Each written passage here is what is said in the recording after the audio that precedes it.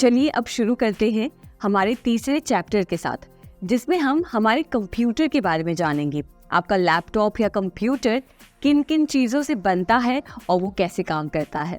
तो इसमें सबसे पहले हम डिस्कस करेंगे ऑपरेटिंग सिस्टम के बारे में। ऑपरेटिंग सिस्टम के बारे में हमने इससे पहले चैप्टर्स में भी जाना, इसमें हम थोड़ा और डिटेल में जानेंगे। तो आपने क्या सीखा है कि ऑपरेटिंग सिस्टम एक इंटरमीडिएरी का काम करता है हार्डवेयर और यूजर के बीच में। समझिए आप यूजर हैं और आपके पास एक कंप्यूटर सिस्टम है, तो उस कंप्यूटर सिस्टम को यूज करने के लिए, उसे वर्किंग कंडीशन में आपके लिए प्रेजेंटेबल बनाने के लिए ऑपरेटिंग सिस्टम एक बहुत इम्पॉर्टेंट रोल प्ले करता है। आपके कंप्यूटर में जो भी एप्लीकेशंस होते हैं, जैसे आप अगर कोई वीडियो एडिटिंग सॉफ्टवेयर इस्तेमाल कर रहे हैं, या फिर कोई डॉक्यूमेंट फाइल यूज़ करना चाह रहे हैं, या फिर म्यूज़िक सुनना चाह रहे हैं, ये सारे एप्लीकेशंस, ये सारे टास्क ऑपरेटिंग सिस्टम ही परफॉर्म करता है। हार्डवेयर आप समझिए कि कंप्यूटर का जो हार्डवेयर है, चाहे आप सीपीयू कह लें, कीबोर्ड कह लें, माउस कह लें, या आपका स्कैनर, प्रिंटर, ये सब कुछ व्यर्थ है अगर आपके कंप्यूटर में एक ऑपरेटिंग सिस्टम नहीं है। तो ऑपरेटिंग सिस्टम एक कंप्यूटर या लैपटॉप में जान डालता है जिससे वो सारे टास्क परफॉर्म कर सके। अब आपके लिए समझना बहुत इंटरेस्टिंग होगा कि ऑपरेटिंग सिस्टम से ही सारे डिवाइसेस काम करते हैं। चाहे आप अपना लैपटॉप ले लें, या फिर अपना कंप्यूटर ले लें, या फिर आपका स्मार्टफोन। हाँ जी, आपके हाथ में जो आपका स्मार्टफोन है वो भी एक ऑपरेटिंग सिस्टम से ही चलता है। आपके फ़ोन में या तो फिर एंड्रॉयड होगा या फिर iOS होगा, ये आपके फ़ोन का ऑपरेटिंग सिस्टम है। वैसे ही हमारे कंप्यूटर और लैपटॉप में भी विंडोज़ ऑपरेटिंग सिस्टम ऑपरेट होता है, और iOS और लिनक्स और भी ऐसे ऑपरेटिंग सिस्टम्स हैं जो कंप्यूटर और लैपटॉप को एक वर्केबल पोजीशन में लाकर खड़ा करते हैं। अब हमारे कंप्यूटर सिस्टम के हम जो मेजर कंपोनेंट्स हैं उनको 3 लेयर्स में डिवाइड कर सकते हैं। सबसे पहले हार्डवेयर, दूसरा आपका सिस्टम सॉफ्टवेयर, और तीसरा आपका एप्लीकेशन सॉफ्टवेयर। अब इन तीनों ही कंपोनेंट्स के बारे में हम अच्छे से जानते हैं। हार्डवेयर के बारे में हम जानते हैं कि हार्डवेयर में आपके मशीन्स आते हैं, जैसे कि printer, scanner, keyboard, monitor, mouse, ये सब आपके कंप्यूटर के हार्डवेयर कंपोनेंट्स हो गए, जिसे आप देख सकते हैं जो एक्चुअल मशीन्स हैं। दूसरा आपका सिस्टम सॉफ्टवेयर। सिस्टम सॉफ्टवेयर एक प्लेटफॉर्म है जो आपको सुविधा देता है कि आप कंप्यूटर से इंटरैक्ट कर पाए। अब समझिए कि अगर आपके कंप्यूटर में कोई सिस्टम नहीं होता, कोई सिस्टम सॉफ्टवेयर नहीं होता, तो आप माउस या सीपीयू या मॉनिटर से कैसे इंटरैक्ट कर पाते? वो तो बस एक बेजान सी मशीन होती। पर उस मशीन में जान भरता है आपका सिस्टम सॉफ्टवेयर, जिसके जरिए आप कई तरह के टास्क परफॉर्म कर सकते हैं। आपका कंप्यूटर जो आपके फाइल्स को स्टोर करता है, मैनेज करता है, आपको सुविधा देता है कि आप अलग अलग एप्लीकेशंस यूज़ करें, आपको सुविधा देता है कि आप उसमें टास्क रन करें और सेव करें और अपने फाइल्स को स्टोर करें। ये सारा मतलब आप समझिए A to Z सारा जो काम होता है वो सिस्टम सॉफ्टवेयर करता है। और तीसरा आ गया आपका एप्लीकेशन सॉफ्टवेयर। एप्लीकेशन सॉफ्टवेयर आपके सिस्टम सॉफ्टवेयर के अंदर होता है, जो बहुत सारे मल्टीपल टास्क परफॉर्म करने की सुविधा देता है। जैसे कि अगर आपको अपने कंप्यूटर में कोई ड्राइंग बनानी है, पेंटिंग करनी है, तो उसके लिए आप एक अलग एप्लीकेशन सॉफ्टवेयर यूज़ करते हैं। समझिए अगर आपको कोई म्यूज़िक सुनना है तो उसके लिए आप एक अलग एप्लीकेशन सॉफ्टवेयर यूज़ करते हैं। अगर आपको कोई डॉक्यूमेंट लिखना है तो उसके लिए आप अलग एप्लीकेशन सॉफ्टवेयर यूज़ करते हैं। तो इस तरह से कई तरह के आपके कंप्यूटर में एप्लीकेशन सॉफ्टवेयर्स होते हैं जिनका कार्य अलग अलग होता है, और वो आपको अलाउ करते हैं कि आप मल्टीपल टास्क एक साथ परफॉर्म कर सकें। तो ये तीनों जो कंपोनेंट्स हैं, इनको मिला के हमारा पूरा कंप्यूटर सिस्टम बन के तैयार होता है। अब जानते हैं कि ऑपरेटिंग सिस्टम के मेन फंक्शंस क्या हैं, यानी कि वो मेन काम क्या करते हैं। तो सबसे पहला है रिसोर्स मैनेजमेंट। अब रिसोर्स मैनेजमेंट में आपका ऑपरेटिंग सिस्टम क्या करता है कि वो सारे रिसोर्सेज को मैनेज करता है। जैसे कि सबसे पहले आपके प्रोग्राम्स को मैनेज करना, यानी कि प्रोग्राम्स की एग्जीक्यूशन को रन करना, कि कब कौन सा प्रोग्राम प्ले होगा, कब किस वक्त किस प्रोग्राम को स्टॉप करना है और किसी दूसरे प्रोग्राम को रन करना है। ये सारा एग्जीक्यूशन आपका ऑपरेटिंग सिस्टम करता है। फिर बाद में जो भी प्रोग्राम्स आप अपने कंप्यूटर में रन कर रहे हैं उसको एक मेमोरी लोकेट करना, वो काम आपका ऑपरेटिंग सिस्टम करता है। तो जैसे कोई भी प्रोग्राम आप अपने कंप्यूटर में रन कर रहे होते हैं तो ऑपरेटिंग सिस्टम ये काम करता है कि वो उस प्रोग्राम को स्टोर करके रखता है एक मेमोरी में, और जब उस प्रोग्राम को स्टोर करने की जरूरत नहीं होती है, यानी कि आपने जब उस प्रोग्राम को यूज कर लिया है, तो वो उसे वापस किसी और प्रोग्राम में डीअलोकेट कर देता है, यानी कि उसे वर्चुअली मैनेज करता है, जिससे सारे प्रोग्राम्स एक साथ मल्टीटास्किंग कर सकें। फिर वैसे ही अगर समझिए आप अपने कंप्यूटर में कोई प्रोग्राम रन कर रहे हैं तो उसे मेमोरी एलोकेशन करने का काम आपका ऑपरेटिंग सिस्टम करता है, जिससे क्या होता है कि करंटली जो प्रोग्राम रन हो रहा है उसे वो स्टोर करता है, और आप अगर कोई और नया प्रोग्राम ओपन करते हैं तो उसे भी अपने मेमोरी में स्टोर करता है, जिससे आप एक साथ मल्टीटास्किंग कर सकते हैं, यानी कि एक प्रोग्राम से दूसरे प्रोग्राम के बीच में स्मूथली और आसानी से स्विच कर सकते हैं। फिर बाद में ऑपरेटिंग सिस्टम जो सबसे इम्पोर्टेंट काम करता है वो है फाइल मैनेजमेंट, यानी कि आपके कंप्यूटर या लैपटॉप में बहुत सारे फाइल्स स्टोर आप करते हैं, ठीक है। तो उसे कैसे सेफली स्टोर करना है, कैसे उसे मैनेज करना है। जैसे कि आप अपना लैपटॉप जब ओपन करते हैं तो कोई भी फाइल को सर्च करते हैं तो कैसे उसे आपके सामने लाकर प्रेजेंट करना है, ये सारा काम फाइल मैनेजमेंट का, उसकी सिक्योरिटी का काम ऑपरेटिंग सिस्टम करता है। तो इसी तरह से मेमोरी एलोकेट करना, आपके फाइल्स को मैनेज करना, आपके फाइल्स को सेफली स्टोर करना, ये सारा काम इनपुट आउटपुट डिवाइसेस की मदद से एक ऑपरेटिंग सिस्टम करता है, जिससे कि आप अपने कंप्यूटर में सारे टास्क इजीली परफॉर्म कर सके और स्मूथली परफॉर्म कर सके और आपको कोई भी दिक्कत ना हो। और अगर कंप्यूटर में कोई एरर भी आता है, अगर आपका कंप्यूटर क्रैश हो जाता है या कोई दिक्कत आ जाती है, तो उसे भी मैनेज ऑपरेटिंग सिस्टम ही करता है। अब दूसरा जो सबसे इम्पोर्टेंट फंक्शन जो आपका ऑपरेटिंग सिस्टम परफॉर्म करता है वो है कि आपको यानी कि यूजर को एक इंटरफेस प्रोवाइड करना। इंटरफेस यानी कि जब आप अपना कंप्यूटर या लैपटॉप ऑन करते हैं तो सबसे पहले आप क्या देखते हैं, एक आपके सामने स्क्रीन नजर आती है जिसमें छोटे छोटे आइकन्स होते हैं, टास्क बार होते हैं, मेन्यू होता है और वॉलपेपर होता है, जिसके ज़रिए आप अलग अलग टास्क परफॉर्म करते हैं। कि अगर आपको फाइल्स में जाना है तो आप फाइल्स वाला आइकन क्लिक करते हैं, अगर आपको कोई सेटिंग्स चेंज करनी है कंप्यूटर में तो कंप्यूटर की सेटिंग्स में जाकर आप उसे ऑपरेट करते हैं।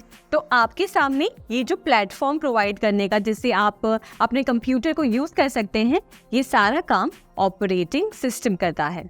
अब तीसरा और सबसे इम्पॉर्टेंट फंक्शन जो आपका ऑपरेटिंग सिस्टम परफॉर्म करता है वो है प्रोग्राम एग्जीक्यूशन, यानी कि जब आप अपने कंप्यूटर में कोई भी प्रोग्राम को रन करते हैं तो उसे स्केड्यूल करना, यानी कि वो कब रन होगा और कब उसे स्टॉप करना है, वो काम करना।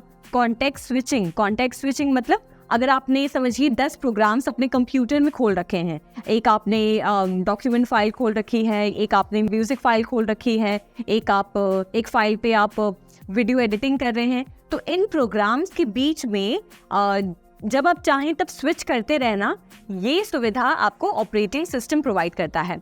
तीसरा हो गया मेमोरी एलोकेट करना, जैसे कि हमने पहले देखा कि कौन सी मेमोरी कब स्टोर करनी है और कौन से प्रोग्राम्स को रन करना है, ये सारा काम आपका ऑपरेटिंग सिस्टम करता है।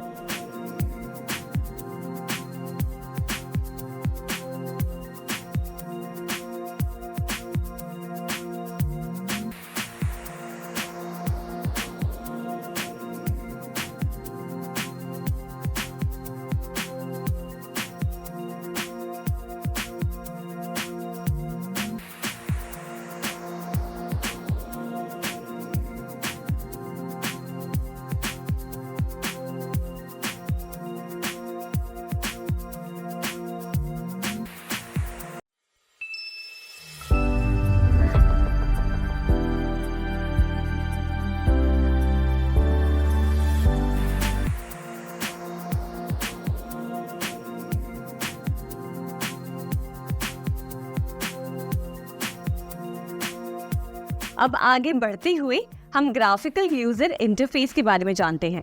ग्राफिकल यूजर इंटरफेस के बारे में आपको कुछ ना कुछ तो पता ही होगा, तो ग्राफिकल यूजर इंटरफेस आसान शब्दों में वो चीजें हैं जो आपको कंप्यूटर स्क्रीन पर दिखाई देती हैं। जैसे कि अगर आपको कोई फोल्डर बंद करना है तो ऊपर जो राइट साइड क्रॉस का जो साइन आता है वो हो गया कि विंडो को बंद करने का एक ग्राफिक, यानी कि ग्राफिकल यूजर इंटरफेस। जैसे समझिए आपको कोई फाइल ओपन करनी है, तो फाइल ओपन करने के लिए आप कहाँ जाएंगे, आप एक आइकन पे जाएंगे जिसकी इमेज एक फाइल की तरह होगी, तो उस पर आप क्लिक करेंगे तो आपका फाइल ओपन होगा, तो वो हो गया फाइल का ग्राफिक्स। वैसे ही अगर आपको कोई सेटिंग्स करनी है आपके लैपटॉप या कंप्यूटर में, तो आप सेटिंग्स वाले आइकन पे क्लिक करेंगे और आपकी सेटिंग्स ओपन हो जाएगी, तो वो हो गया आपके सेटिंग्स का एक ग्राफिक। तो इसी तरीके से सारे टास्क, यानी कि हर एक तरह की फाइल्स के लिए, हर एक तरह के प्रोग्राम के लिए और हर एक तरह के काम के लिए अलग अलग ग्राफिक्स आपकी कंप्यूटर स्क्रीन पे होते हैं, जिसके जरिए आप हर तरह के काम कर सकते हैं। अब GUI के यानी कि ग्राफिकल यूजर इंटरफेस के कुछ मेन कंपोनेंट्स हैं। सबसे पहले आइकन्स तो आप अपनी कंप्यूटर स्क्रीन पे सबसे पहले देखते हैं, जो अलग अलग प्रोग्राम्स को रिप्रेजेंट करते हैं, जैसे म्यूजिक का आइकन, फाइल फोल्डर का आइकन, वीडियो एडिटिंग सॉफ्टवेयर का आइकन या फिर कोई माइक्रोसॉफ्ट वर्ड का आइकन। ये सब अलग अलग प्रोग्राम या फाइल्स को रिप्रेजेंट करते हुए अलग अलग ग्राफिक्स हैं, जिसे कहते हैं आइकन्स। अब दूसरा इंपॉर्टेंट कंपोनेंट जो ग्राफिकल यूजर इंटरफेस में आता है वो है विंडोज। अब हर एक टास्क को फॉर्म करने के लिए अलग अलग विंडोज आप खोलकर रख सकते हैं अपने कंप्यूटर स्क्रीन पर। ये भी एक ग्राफिक का हिस्सा है, जिसमें हर एक विंडो को आप इंडिविजुअली मैक्सिमाइज कर सकते हैं, मिनिमाइज कर सकते हैं या उस विंडो को क्लोज भी कर सकते हैं। अब तीसरी चीज जो GUI में आती है वो है मेन्यूज से आप समझ पा रहे होंगे कि इसमें अलग अलग प्रोग्राम्स और कमांड्स होते हैं, जिसके जरिए आप कंप्यूटर में अलग अलग सेटिंग्स और टास्क परफॉर्म कर सकते हैं। Usually menus drop down form में आते हैं। फिर इम्पोर्टेंट हिस्सा है पॉइंट एंड क्लिक इंटरैक्शन, यानी कि ग्राफिकल यूजर इंटरफेस के जरिए आप किसी भी आइकन या एप्लीकेशन से इंटरैक्ट कर सकते हैं। यानी कि आपको अगर म्यूजिक सुनना है तो आप क्या करेंगे, आप माउस को म्यूजिक वाले आइकन पर लेकर जाएंगे और उस पर डबल क्लिक करेंगे तो म्यूजिक का एप्लीकेशन ओपन हो जाता है। यही है पॉइंट एंड क्लिक इंटरैक्शन जो आपको ग्राफिकल यूजर इंटरफेस प्रोवाइड करता है। फिर ग्राफिकल यूजर इंटरफेस का हिस्सा है स्क्रॉल बार्स, यानी कि जब आपको किसी पेज को ऊपर या नीचे करना होता है तो उसे ऊपर नीचे करने के लिए आप बगल में दिए गए स्क्रॉल बार्स का यूज करते हैं, जिसके जरिए आप पेज को ऊपर या नीचे कर सकते हैं। और इसी तरीके से जैसे हमने स्क्रॉल बार्स, आइकन्स देखे और मेन्यू देखा, वैसे ही अलग अलग डायलॉग बॉक्सेस होते हैं और आपका डेस्कटॉप होता है, जिसपे ये सारे आइकन्स, ये सारे बटन्स आपको स्क्रीन पर दिखाई देते हैं। इसी की तरह अगर हम ऑपरेटिंग सिस्टम्स की बात करें तो हर एक ऑपरेटिंग सिस्टम का अपना एक ग्राफिकल यूजर इंटरफेस होता है। यानी कि अगर आपके पास एक विंडोज लैपटॉप है तो उसका ग्राफिकल यूजर इंटरफेस, यानी कि उसकी स्क्रीन की डिजाइन, उसके आइकन्स का डिजाइन अलग होगा। और अगर हम एक मैक लैपटॉप की बात कर रहे हैं तो उसका ग्राफिकल यूजर इंटरफेस अलग होगा। अब ग्राफिकल यूजर इंटरफेस को और आगे और अच्छे से समझने के लिए ये कुछ पॉइंट्स आप सुनिए। सबसे पहले, what you see is what you get, यानी कि आपके कंप्यूटर या लैपटॉप स्क्रीन पे जो आपको अभी इस वक्त दिखाई दे रहा है, उसको अगर आप प्रिंट करेंगे तो हूबहू प्रिंट में भी सेम वही इमेज निकल कर आएगी। वही है what you see is what you get. दूसरा है इमेज स्कैनिंग। इमेज स्कैनिंग का मतलब ये कि समझिए अगर आप किसी डॉक्यूमेंट को स्कैन करते हैं और आप अपने कंप्यूटर पे उसे स्टोर करते हैं, उस डॉक्यूमेंट को डिजिटली, तो सेम जैसा डॉक्यूमेंट आपके पास हार्ड कॉपी है, वैसे ही सेम सॉफ्ट कॉपी आपके कंप्यूटर या लैपटॉप में भी दिखेगी। तीसरा है प्रोसेसेबल ग्राफिक्स, यानी कि जब आप किसी इमेज को एडिट करते हैं फोटोशॉप या अलग अलग सॉफ्टवेयर्स के जरिए, तो ग्राफिकल यूजर इंटरफेस उस इमेज को बार बार प्रोसेस करता रहता है। और चौथा है एनिमेशंस और मल्टीमीडिया का सपोर्ट, यानी कि जब आप अपने कंप्यूटर स्क्रीन पे या लैपटॉप स्क्रीन पे कोई इमेज देखते हैं, कोई म्यूजिक सुनते हैं या फिर कोई वीडियो देखते हैं, तो उसे प्रोसेस करने का काम ग्राफिकल यूजर इंटरफेस करता है, जिसके जरिए आप अपने स्क्रीन पर किसी इमेज को या किसी वीडियो को प्ले होता हुआ देख सकते हैं। और लास्ट में है दिव्यांग लोगों के लिए प्रावधान।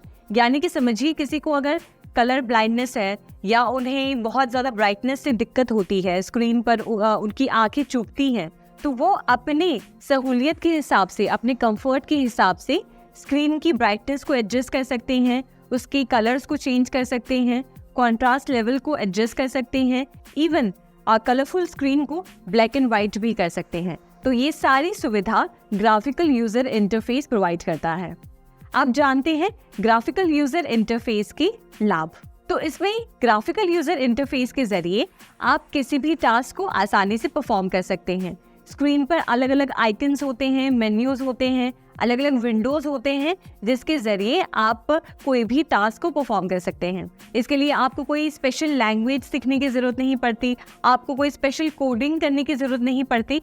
आप बस कुछ दिन अगर कंप्यूटर से फेमिलियर हो जाते हैं, कुछ दिन अगर आप स्क्रीन को यूज़ करना शुरू करते हैं, तो आपको आसानी से ये अंदाज़ा लग जाता है कि किसी भी टास्क को परफॉर्म करने के लिए आपको क्या करना है। जैसे किसी फाइल को ओपन करना है तो उसे डबल क्लिक करना है, किसी फाइल को अगर डिलीट करना है तो उसके लिए हम क्या करेंगे, अगर किसी विंडो को क्लोज करना है तो कैंसिल वाले साइन पे क्लिक करना है।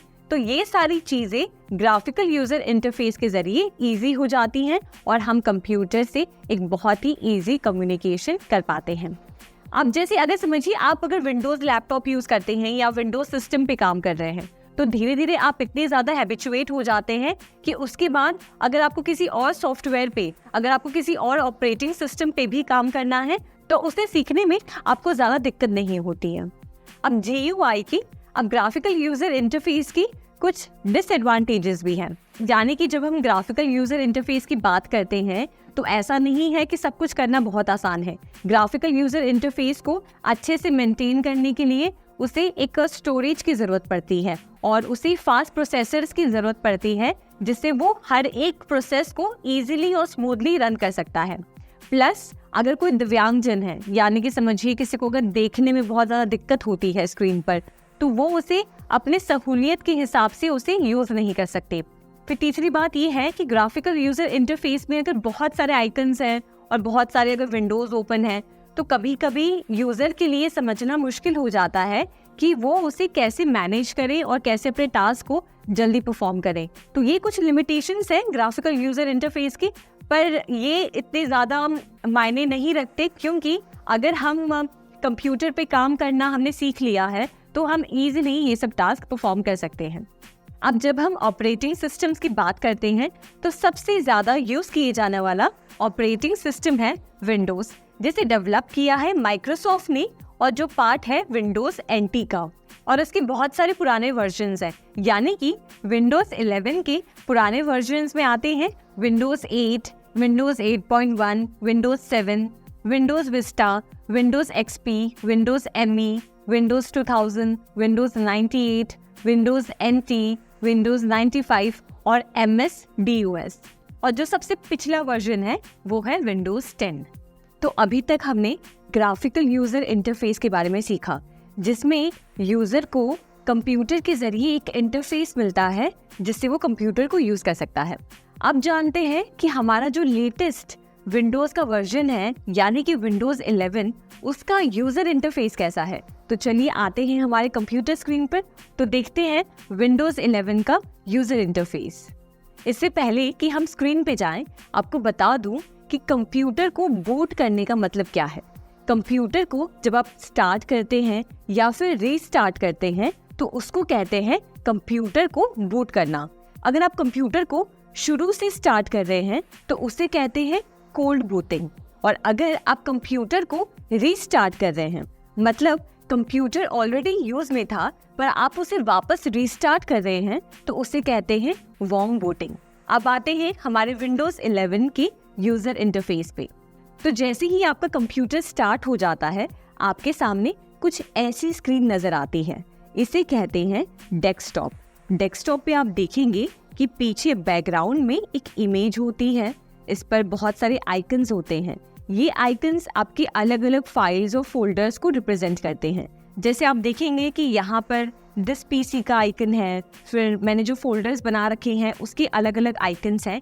ये सब एक तरह से शॉर्टकट्स है जिसके जरिए आप सिस्टम के अंदर ना जाकर डेस्कटॉप पे ही डायरेक्टली उन फाइल्स को एक्सेस कर सकते हैं। तो ये सारे आपके आइकन्स हो गए। अब नीचे आप देखेंगे तो ये नीचे जो एक लाइन आपको दिख रही है ये होता है हमारा टास्क बार। टास्क बार पे आपके कई सारे ऑप्शंस अवेलेबल होते हैं, जैसे कि स्टार्ट मेन्यू जिसके ज़रिए आप कंप्यूटर की सेटिंग्स चेंज कर सकते हैं और कंप्यूटर में जो भी आपको एक्स्ट्रा एडिशनल जो भी फीचर्स ऐड करने हैं या रिमूव करने हैं वो आप यहाँ पे कर सकते हैं। फिर यहाँ पे और भी फंक्शंस आते हैं, जैसे डायरेक्टली यहाँ पे आपको सर्च करने का ऑप्शन आता है। फिर ये सारे आइकन्स जो फाइल्स और अलग अलग फोल्डर्स को रिप्रेजेंट करते हैं वो यहाँ पर होते हैं और इस तरफ होता है हमारा सिस्टम ट्रे। अब सबसे अच्छी बात ये है कि डेस्कटॉप पे आप चाहें तो जितना चाहे उतने चेंजेस कर सकते हैं। आप इन सब आइकन्स को कहीं पे भी मूव कर सकते हैं। जैसे मैं आपको दिखाती हूँ, समझिए मुझे दिस पीसी के आइकन को कहीं और मूव करना है तो मैं बस माउस से क्लिक करके इसे ड्रैग करके कहीं पे भी डेस्कटॉप पे मूव कर सकती हूँ। चाहे मैं इस फोल्डर को भी यहाँ से यहाँ ले जाऊँ या फिर मुझे इसे वापस उसके ओरिजिनल पोजीशन में लेके आना है तो वो भी हम आसानी से कर सकते हैं। इवन आप ये सारे आइकन्स को एक साथ सिलेक्ट करके कहीं पे भी डेस्कटॉप पे आप एक साथ मूव कर सकते हैं। देखिए मैं चाहूँ तो इसे वापस सिलेक्ट करके इसके ओरिजिनल पोजीशन पे वापस प्लेस कर सकती हूँ। इवन आप डेस्कटॉप के पीछे जो बैकग्राउंड इमेज है उसे भी आसानी से चेंज कर सकते हैं। आपको बस जाना है स्टार्ट मेन्यू में और यहाँ पे आप सेटिंग्स में जाएंगे।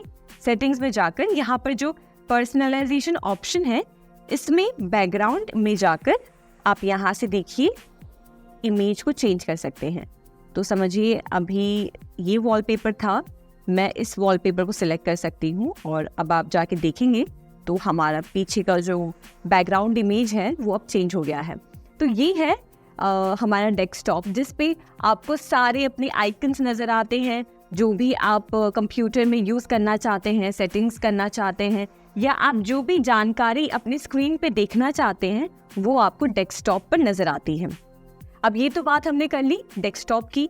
अब बात करते हैं टास्क बार की। हाँ जी, हम इस बार की बात कर रहे हैं जो सबसे बॉटम में यहाँ पे हमारे इंटरफेस पे होता है। ये जो नीचे आपको लाइन नजर आ रही है और इस पे कई सारे आइकन्स आपको दिखेंगे, इसी को कहते हैं टास्क बार।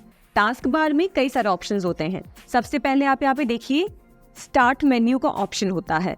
स्टार्ट मेन्यू में आप आपके कंप्यूटर या लैपटॉप में जो भी एप्लीकेशंस है उसके सारे एप्लीकेशंस की इंफॉर्मेशन आपको यहाँ पर मिलती है। प्लस आपको यहाँ पे स्टार्ट मेन्यू में सेटिंग्स का ऑप्शन मिलता है, जहाँ पर जाकर आप अपने कंप्यूटर या लैपटॉप में हर तरह की सेटिंग्स कर सकते हैं। प्लस यहाँ पे आप देखेंगे कि स्टार्ट मेन्यू के साथ साथ यहाँ पे सर्च बार का ऑप्शन है, जहाँ पे आप डायरेक्टली सर्च कर सकते हैं। समझिए मुझे अगर बैकग्राउंड चेंज करना था तो मैं यहाँ पे डायरेक्टली बैकग्राउंड लिखूंगी तो डायरेक्टली मैं बैकग्राउंड और इमेज सेटिंग्स में जा सकती हूँ। तो आप समझ पा रहे होंगे कि आप डायरेक्टली यहाँ पे कोई भी सेटिंग या कोई भी फोल्डर को सर्च करके यहाँ से ओपन कर सकते हैं। अब इसके बाद आगे बढ़ते हैं। यहाँ पे अलग अलग आइकन्स आप देखिए, जहाँ पे यहाँ पे हमारा टास्क व्यू है, जहाँ पे हम जो भी डेस्कटॉप्स यूज़ कर रहे हैं उसकी इन्फॉर्मेशन आपको दिखेगी। यहाँ पे आपका जो फोल्डर है उसका ऑप्शन दिखेगा, जो आपके फोल्डर्स खुल जाएंगे। फिर इसके बाद माइक्रोसॉफ्ट एज और ये सारे आइकन्स आपके टास्क बार पे होते हैं, जो आपको हेल्प करते हैं कि कंप्यूटर को आप प्रॉपर्ली और स्मूथली यूज़ कर सकें। अब हमने इससे पहले देख तो लिया था कि आइकन्स हमारे फोल्डर्स को रिप्रेजेंट करते हैं, पर मैं आपको वापस एक बार ये बता दूं कि आइकन्स को आप चाहे तो किसी भी नाम से उसे चेंज कर सकते हैं। फॉर एग्जाम्पल समझिए ये फोल्डर है और मैं चाह रही हूँ कि इस फोल्डर का नाम लिखा है, पढ़िए आप, न्यू फोल्डर 3। अब मैं इसे किसी और नाम से चेंज करना चाहती हूँ तो मैं इस पर क्लिक करके इसमें रीनेम में जाकर इस फाइल को किसी भी नाम के सेव कर सकती हूँ। तो ये आइकन रिप्रेजेंट करेगा मेरे फोल्डर को और मैंने ऑलरेडी उस आइकन को उस फोल्डर के नाम से सेव कर दिया है। आप इस आइकन को, मैंने बताया कि कहीं पे भी मूव कर सकते हैं, इसे टोटली आप कस्टमाइज कर सकते हैं और इवन आप डेस्कटॉप से इस आइकन को यहाँ से रिमूव भी कर सकते हैं। तो ये हो गए हमारे आइकन्स। अब हम बढ़ते हैं सिस्टम ट्रे की तरफ। आपके टास्क बार पर राइट साइड जो ये सारे आइकन्स दिखाई दे रहे हैं, इसे कहते हैं आपके यूजर इंटरफेस का सिस्टम ट्रे। सिस्टम ट्रे में आपको बहुत सारी सहूलियत यहाँ पे मिलती है, जैसे कि आप यहाँ पर टाइम चेक कर सकते हैं, डेट चेक कर सकते हैं, आपके लैपटॉप या कंप्यूटर में कितना चार्ज बाकी है, कितना चार्ज बचा हुआ है वो चेक कर सकते हैं। जैसे देखिए मेरे लैपटॉप स्क्रीन पर दिखा रहा है कि 47% अवेलेबल, 47% लैपटॉप मेरा चार्ज हो गया है। इसके बाद आप यहाँ पे स्पीकर वाले ऑप्शन में जाकर स्पीकर को जो है इसके वॉल्यूम को बढ़ा सकते हैं या इंक्रीज या डिक्रीज कर सकते हैं। फिर यहाँ पे वाईफाई कनेक्शंस आपको मिलते हैं, जहाँ पे आपके सामने जो भी वाईफाई कनेक्शंस हैं वो अवेलेबल दिखाता है। ब्लूटूथ कनेक्शंस आप यहाँ से एक्सेस कर सकते हैं, फिर इसे एयरप्लेन मोड में कर सकते हैं और भी कई सारी फीचर्स आपको यहाँ पे मिल जाते हैं। और साथ ही साथ आप यहाँ से अपने माइक्रोफोन को भी एक्सेस कर सकते हैं डायरेक्टली। तो ये सारे फीचर्स आपको सिस्टम ट्रे पर मिलता है जो आपके टास्क बार के राइट साइड होता है। अब बात करते हैं क्विक लॉन्च आइकन्स की। क्विक लॉन्च आइकन्स वो आइकन्स हैं जो आपको अपने टास्क बार पर नजर आते हैं फोल्डर के रूप में। जैसे फॉर एग्जांपल मैं अभी ये ऐप यूज कर रही हूँ OBS स्टूडियो और मैंने इसे ओपन कर रखा है। तो आप देखेंगे कि टास्क बार में यहाँ पर ये एप्लीकेशन अभी रनिंग प्रोसेस में मुझे दिखाई दे रहा है। तो ये होते हैं हमारे क्विक लॉन्च आइकन्स, यानी कि आप जब चाहे तब इन आइकन्स के बीच में स्विच कर सकते हैं और इन फाइल्स को आप ऑपरेट कर सकते हैं। जैसे समझिए माइक्रोसॉफ्ट स्टोर का यहाँ पे क्विक लॉन्च आइकन है, फिर माइक्रोसॉफ्ट एज का यहाँ पे क्विक लॉन्च आइकन है। तो इस तरीके से आप नाम से ही समझ पा रहे होंगे कि ये वो आइकन्स हैं जिसे हम क्विकली एक्सेस कर सकते हैं। अब जानते हैं कि ये शॉर्टकट आइकन क्या होता है और आप कैसे अपने कंप्यूटर या लैपटॉप में शॉर्टकट आइकन खुद क्रिएट कर सकते हैं। समझिए कोई ऐसी वेबसाइट है या कोई ऐसा फोल्डर है जो मैं बहुत ज़्यादा यूज़ करती हूँ, ठीक है। तो अब उस वेबसाइट पे हमेशा जाकर उसे ओपन करने से अच्छा अगर मैं उसका एक शॉर्टकट मेरे डेस्कटॉप पे क्रिएट कर दूं तो कितना आसान होगा। मैं जब भी अपना लैपटॉप ओपन करूंगी मुझे उस वेबसाइट को हमेशा जाके सर्च करने की ज़रूरत नहीं है। मैं डायरेक्टली डेस्कटॉप से ही उस पर क्लिक करके उस शॉर्टकट आइकन पे क्लिक करके उस वेबसाइट को एक्सेस कर सकती हूँ। तो आइए देखते हैं कि आप भी किसी भी वेबसाइट का या किसी भी फोल्डर का एक शॉर्टकट आइकन अपने डेस्कटॉप पे कैसे क्रिएट कर सकते हैं।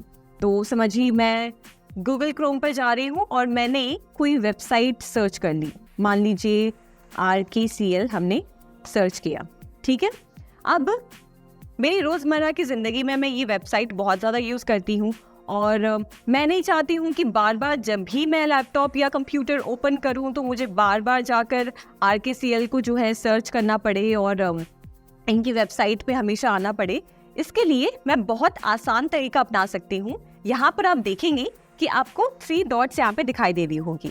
इससे आपको क्लिक करना है और यहाँ पे आप नीचे आएंगे तो यहाँ पे देखिए सेव एंड शेयर का ऑप्शन है, इस पर क्लिक करें और यहाँ से आपको शॉर्टकट क्रिएट करने का ऑप्शन दिख रहा है। आप इस पर क्लिक करेंगे और इसे आप नेम भी दे सकते हैं। RKCL हमने नेम दे दिया और हमने शॉर्टकट इस तरीके से क्रिएट कर दिया। अब देखिए आप डेस्कटॉप पे आएंगे वापस तो RKCL की वेबसाइट का शॉर्टकट आपके डेस्कटॉप पे यहाँ पे क्रिएट हो चुका है। अब जब भी आप अपना लैपटॉप या कंप्यूटर ऑन करते हैं और आपको RKCL की वेबसाइट पे जाना है तो आप बस डायरेक्टली इस आइकन पे क्लिक करेंगे और आप डायरेक्टली इस वेबसाइट पे पहुंच जाएंगे। तो अब आप समझ पा रहे होंगे कि शॉर्टकट आइकन का आखिर पर्पस क्या है। ये बहुत आसान और आपके हर एक प्रोसेस को बहुत ही ज़्यादा स्मूथ और स्पीडी बनाता है। अब जानते हैं कि हमारे टास्क बार पे ये जो स्टार्ट मेन्यू है इसमें आप क्या क्या कर सकते हैं। तो यहाँ पर आप देखेंगे टास्क बार में ये जो ऐसे कुछ विंडो के शेप में जो आइकन दिया है इसे हम कहते हैं स्टार्ट मेन्यू। स्टार्ट मेन्यू पे आप क्लिक करेंगे तो यहाँ पर बहुत सारे ऐप्स आपको दिखाई दे रहे होंगे। नीचे की तरफ आप देखिए तो आपको अपना अकाउंट नजर आएगा, यानी कि आपका जो अकाउंट इस कंप्यूटर या लैपटॉप में लॉग्ड इन है उसकी इंफॉर्मेशन आपको यहाँ पे नजर आएगी। और जब आप इस अकाउंट पे क्लिक करेंगे तो यहाँ पे आपको ऑप्शन मिलेगा कि आप अकाउंट की कोई भी सेटिंग्स में चेंज कर सकते हैं, या फिर आप अकाउंट को लॉक कर सकते हैं, या फिर अकाउंट से साइन आउट कर सकते हैं। यानी कि अगर आपको अकाउंट लॉग आउट करना है और कोई और अकाउंट से आपको लॉग इन करना है तो वो आप यहाँ से कर सकते हैं। अब यहाँ पे राइट साइड आप स्टार्ट मेन्यू में देखें तो यहाँ पे जो आइकन नजर आ रहा है, इस आइकन पे आप क्लिक करेंगे तो इस पे क्लिक करने पे आप देखेंगे कि यहाँ पे कंप्यूटर या लैपटॉप को अलग अलग मोड में स्विच करने के ऑप्शंस हैं। जैसे कि अगर आप अपने लैपटॉप को स्लीप मोड में डालना चाह रहे हैं तो वो आप यहाँ से कर सकते हैं। अपने लैपटॉप को अपडेट पे रखना चाहते हैं और फिर उसे शट डाउन करना चाहते हैं तो वो ऑप्शन आप यहाँ से आप कर सकते हैं। फिर डायरेक्टली शट डाउन करने का ऑप्शन है, फिर अपडेट एंड रिस्टार्ट का ऑप्शन है, और फिर लैपटॉप या कंप्यूटर को रिस्टार्ट करने का ऑप्शन है। जो हमने इससे पहले बात की थी, आपको याद होगा कि एक कंप्यूटर को बूट करने का मतलब ये होता है कि जब हम कंप्यूटर को स्टार्ट करते हैं या रीस्टार्ट करते हैं।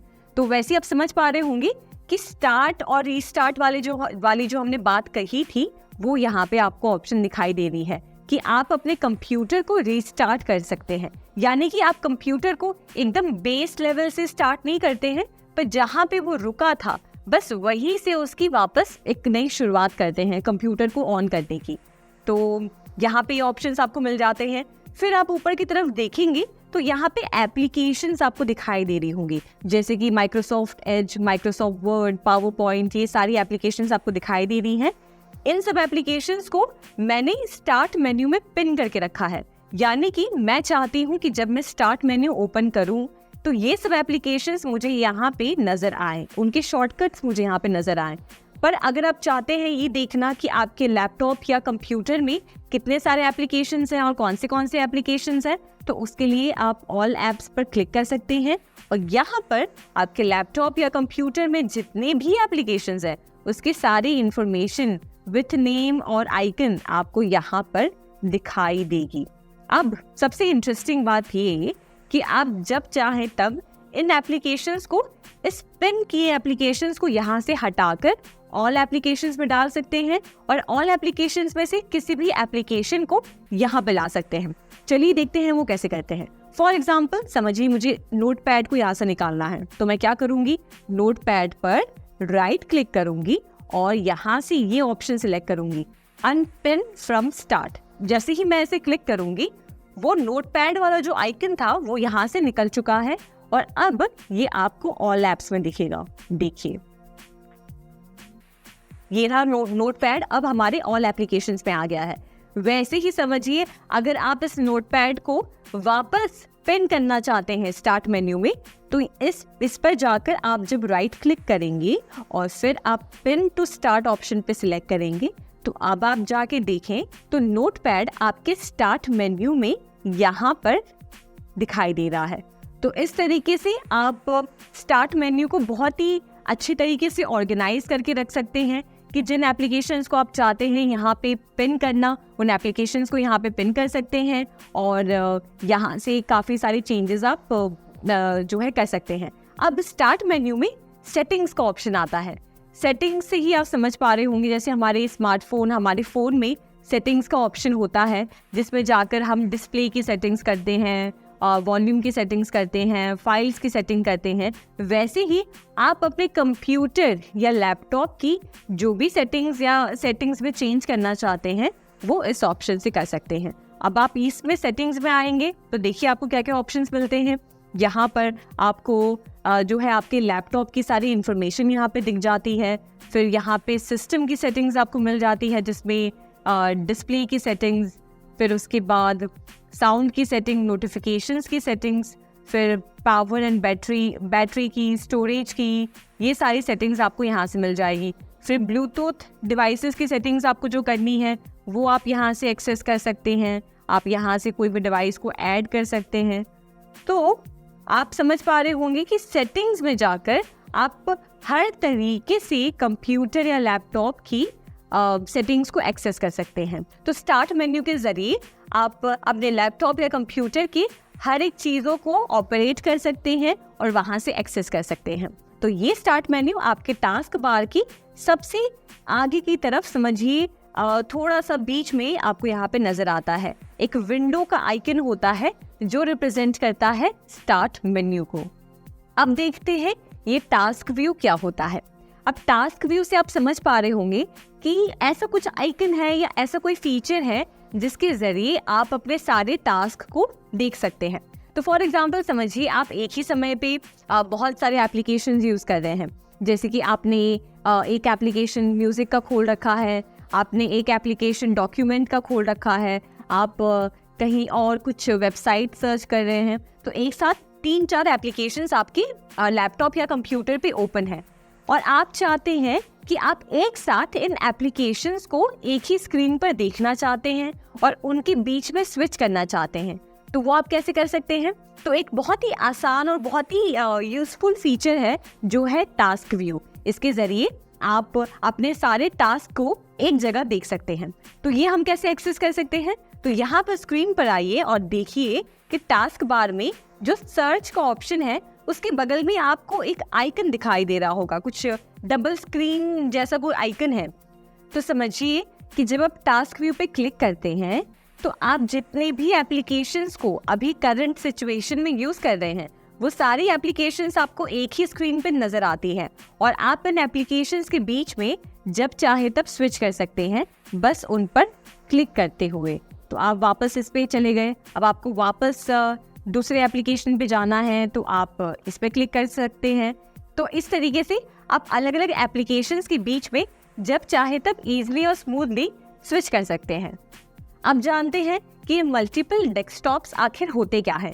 तो मल्टीपल डेस्कटॉप्स आपके टास्क व्यू ऑप्शन में ही आता है, जिसके जरिए आप एक साथ अब मल्टीपल डेस्कटॉप्स यूज कर सकते हैं। यानी कि समझिए कि आप अपने ऑफिस में बैठे हैं और आप ऑफिस का काम कुछ कर रहे हैं, साथ ही साथ आप अपना भी कोई पर्सनल काम करना चाहते हैं और आप ये भी नहीं चाहते कि एक ही डेस्कटॉप पे आपका ऑफिस का काम और आपके घर का काम दोनों एक जगह मिक्स हो जाए और एक ब्लंडर बन जाए। तो उसके लिए आप टास्क व्यू का यूज करके अलग अलग डेस्कटॉप पे स्विच कर सकते हैं। वो कैसे कर सकते हैं, आइए देखते हैं।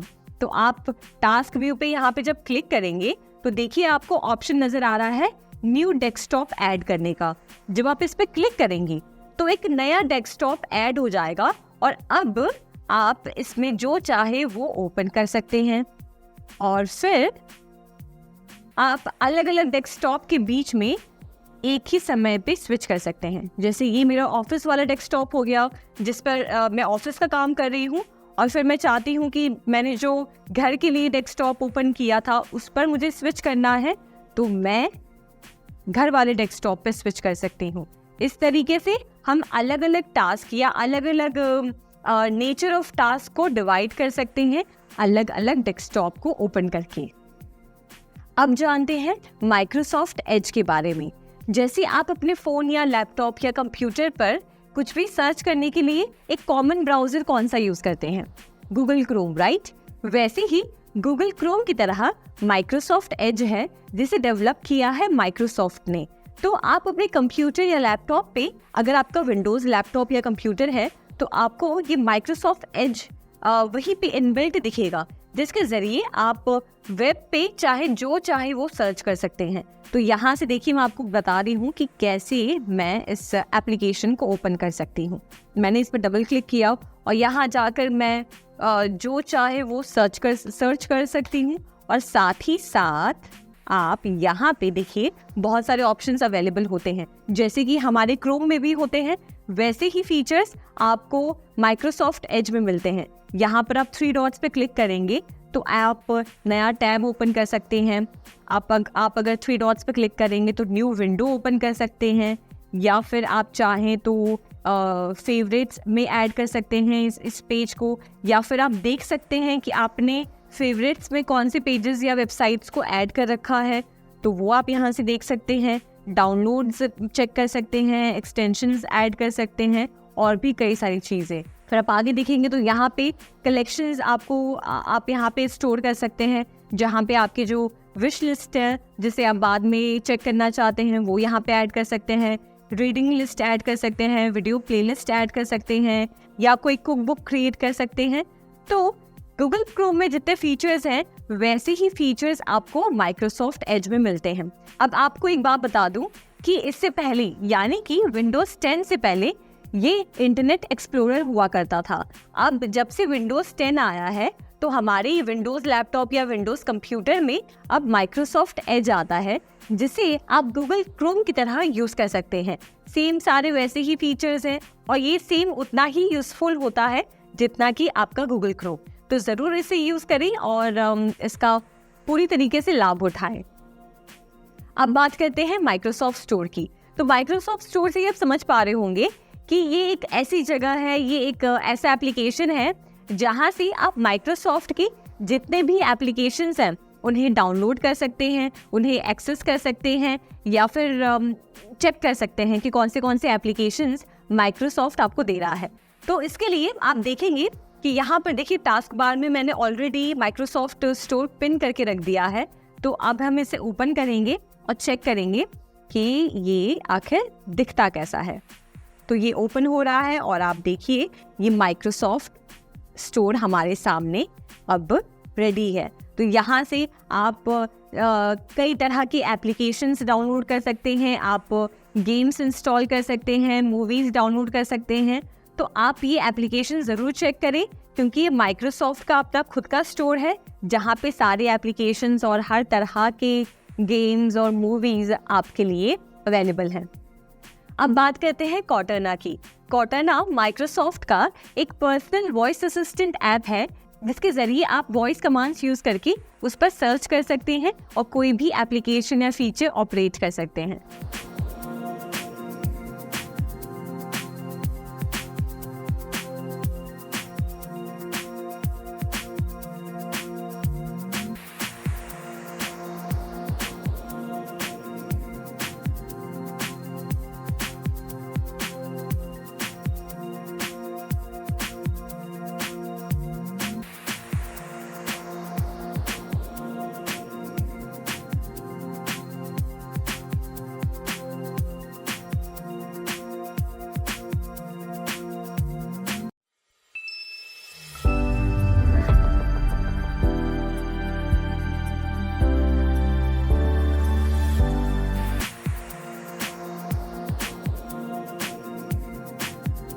तो अब बात करते हैं विंडोज 11 के कुछ ऐसे एप्लीकेशंस और यूटिलिटीज प्रोग्राम के बारे में जो आपको अपने टास्क परफॉर्म करने में हेल्प करते हैं या कोई भी सेटिंग्स को रन करने में इजी बनाते हैं। तो सबसे पहले बात करते हैं कैलकुलेटर की। कैलकुलेटर के बारे में हम सब जानते हैं। अब देखते हैं कि आपकी विंडोज लैपटॉप या कंप्यूटर में कैलकुलेटर कैसा दिखता है। तो टास्क बार पे जब आप सर्च करेंगे कैलकुलेटर, तो देखिए कैलकुलेटर ऐप आप यहाँ से एक्सेस कर सकते हैं और इस एप्लीकेशन में आप हर तरह की कैलकुलेशंस कर सकते हैं। स्टैटिस्टिकल इक्वेशंस भी रन कर सकते हैं, साइंटिफिक कैलकुलेशंस भी कर सकते हैं। तो ये एक टूल है जो बहुत ही ज़्यादा हेल्पफुल है और आपके विंडोज़ लैपटॉप या कंप्यूटर में आता है। तो अब बात करते हैं मैथ इनपुट पैनल की। मैथ इनपुट पैनल एक ऐसा टूल है जिसके ज़रिए आप किसी भी डॉक्यूमेंट या अपने वर्ड डॉक्यूमेंट में इक्वेशंस को टाइप कर सकते हैं। फॉर एग्जाम्पल समझिए आपको कोई मैथमेटिकल इक्वेशन लिखना है, ठीक है। तो जब आप मैथ इनपुट पैनल ओपन करते हैं तो आपको ये फीचर मिलता है कि आप उस पर इक्वेशन माउस से पॉइंट करते हुए लिख सकते हैं और जो जो आप लिखते रहते हैं वो पीछे डॉक्यूमेंट में अपने आप टाइप होता रहता है, जिसकी वजह से नेचुरली आप बहुत ही आसान तरीके से कोई भी मैथमेटिकल इक्वेशन अपने डॉक्यूमेंट में टाइप कर सकते हैं। अब बात करते हैं स्निपिंग टूल की। जैसे आप अपने फ़ोन में या अपने फ़ोन में आप स्क्रीनशॉट लेते हैं, वैसे ही आप अपने लैपटॉप में भी या कंप्यूटर में भी स्क्रीनशॉट ले सकते हैं। अब देखते हैं कि ये टूल हम कैसे यूज़ कर सकते हैं। तो मैं आपको एक शॉर्टकट तरीका बता रही हूँ जिसके ज़रिए ये स्निपिंग टूल आपके लैपटॉप या आपके कंप्यूटर स्क्रीन पर ओपन हो जाएगा, जिसके लिए आप अपने डेस्कटॉप पे FN बटन दबाइए और साथ ही साथ F12 के नीचे देखिए प्रिंट स्क्रीन लिखा है, उसे भी प्रेस करिए। जैसे ही आप प्रेस करेंगे तो आपके स्क्रीन पे देखिए ये 4 ऑप्शंस आ जाएंगे। अब देखते हैं कि ये 4 ऑप्शंस क्या है। ये सबसे पहला ऑप्शन है रेक्टेंगुलर मोड, यानी कि जब आप स्क्रीनशॉट एक रेक्टेंगुलर शेप में लेना चाहते हैं, एक रेक्टेंगुलर मोड में लेना चाहते हैं, तब आप ये ऑप्शन सिलेक्ट कर सकते हैं। तो देखते हैं कि अगर हम इस ऑप्शन को सिलेक्ट करते हैं तो हम कैसे स्क्रीनशॉट ले सकते हैं। तो ये जो प्लस का आइकन है, आपको बस अपने माउस की मदद से इसे ड्रैग करना है और रेक्टेंगुलर शेप में आप अपने विंडो की स्क्रीनशॉट ले सकते हैं। देखिए, और जैसे ही मैं इसे रिलीज करूंगी, यहाँ पे ये स्क्रीनशॉट क्रिएट हो गया है। अब आप इसे शेयर करना चाहते हैं या समझिए आपको इसमें कुछ एडिटिंग करनी है, तो वो भी आप कर सकते हैं। आप ये 3 डॉट्स पे क्लिक करेंगे तो यहाँ पर ये जो स्क्रीनशॉट हमने लिया है वो ओपन हो जाएगा और इसमें आप कोई भी एडिटिंग कर सकते हैं। आप यहाँ पे मार्कर की मदद से कुछ लिख सकते हैं या फिर इरेजर की मदद से इसमें आप इसे रब कर सकते हैं। आप इसे क्रॉप भी कर सकते हैं अगर आप इसको छोटा करना चाहते हैं या इसे बढ़ाना चाहते हैं, जैसे आप अपने फ़ोन में करते हैं। एग्जैक्टली वही सब चीज़ें आप इसमें भी कर सकते हैं। और फिर आप समझिए इसमें कुछ पेंट करना चाहते हैं तो आप ये सारी टूल्स इस्तेमाल कर सकते हैं, जिसकी वजह से ये फीचर आपके लिए बहुत ज़्यादा यूज़फुल हो जाएगा उन केसेस में जहाँ पे आप इन स्क्रीनशॉट्स को खुद ही मैन्युअली कुछ भी एडिटिंग करना चाहते हैं। और यहाँ से आप कॉपी भी कर सकते हैं, यहाँ से आप स्क्रीनशॉट को सेव भी कर सकते हैं और प्लस आप यहाँ से इसे शेयर भी कर सकते हैं, किसी को भी मेल कर सकते हैं। तो ये सारे ऑप्शंस अवेलेबल हैं।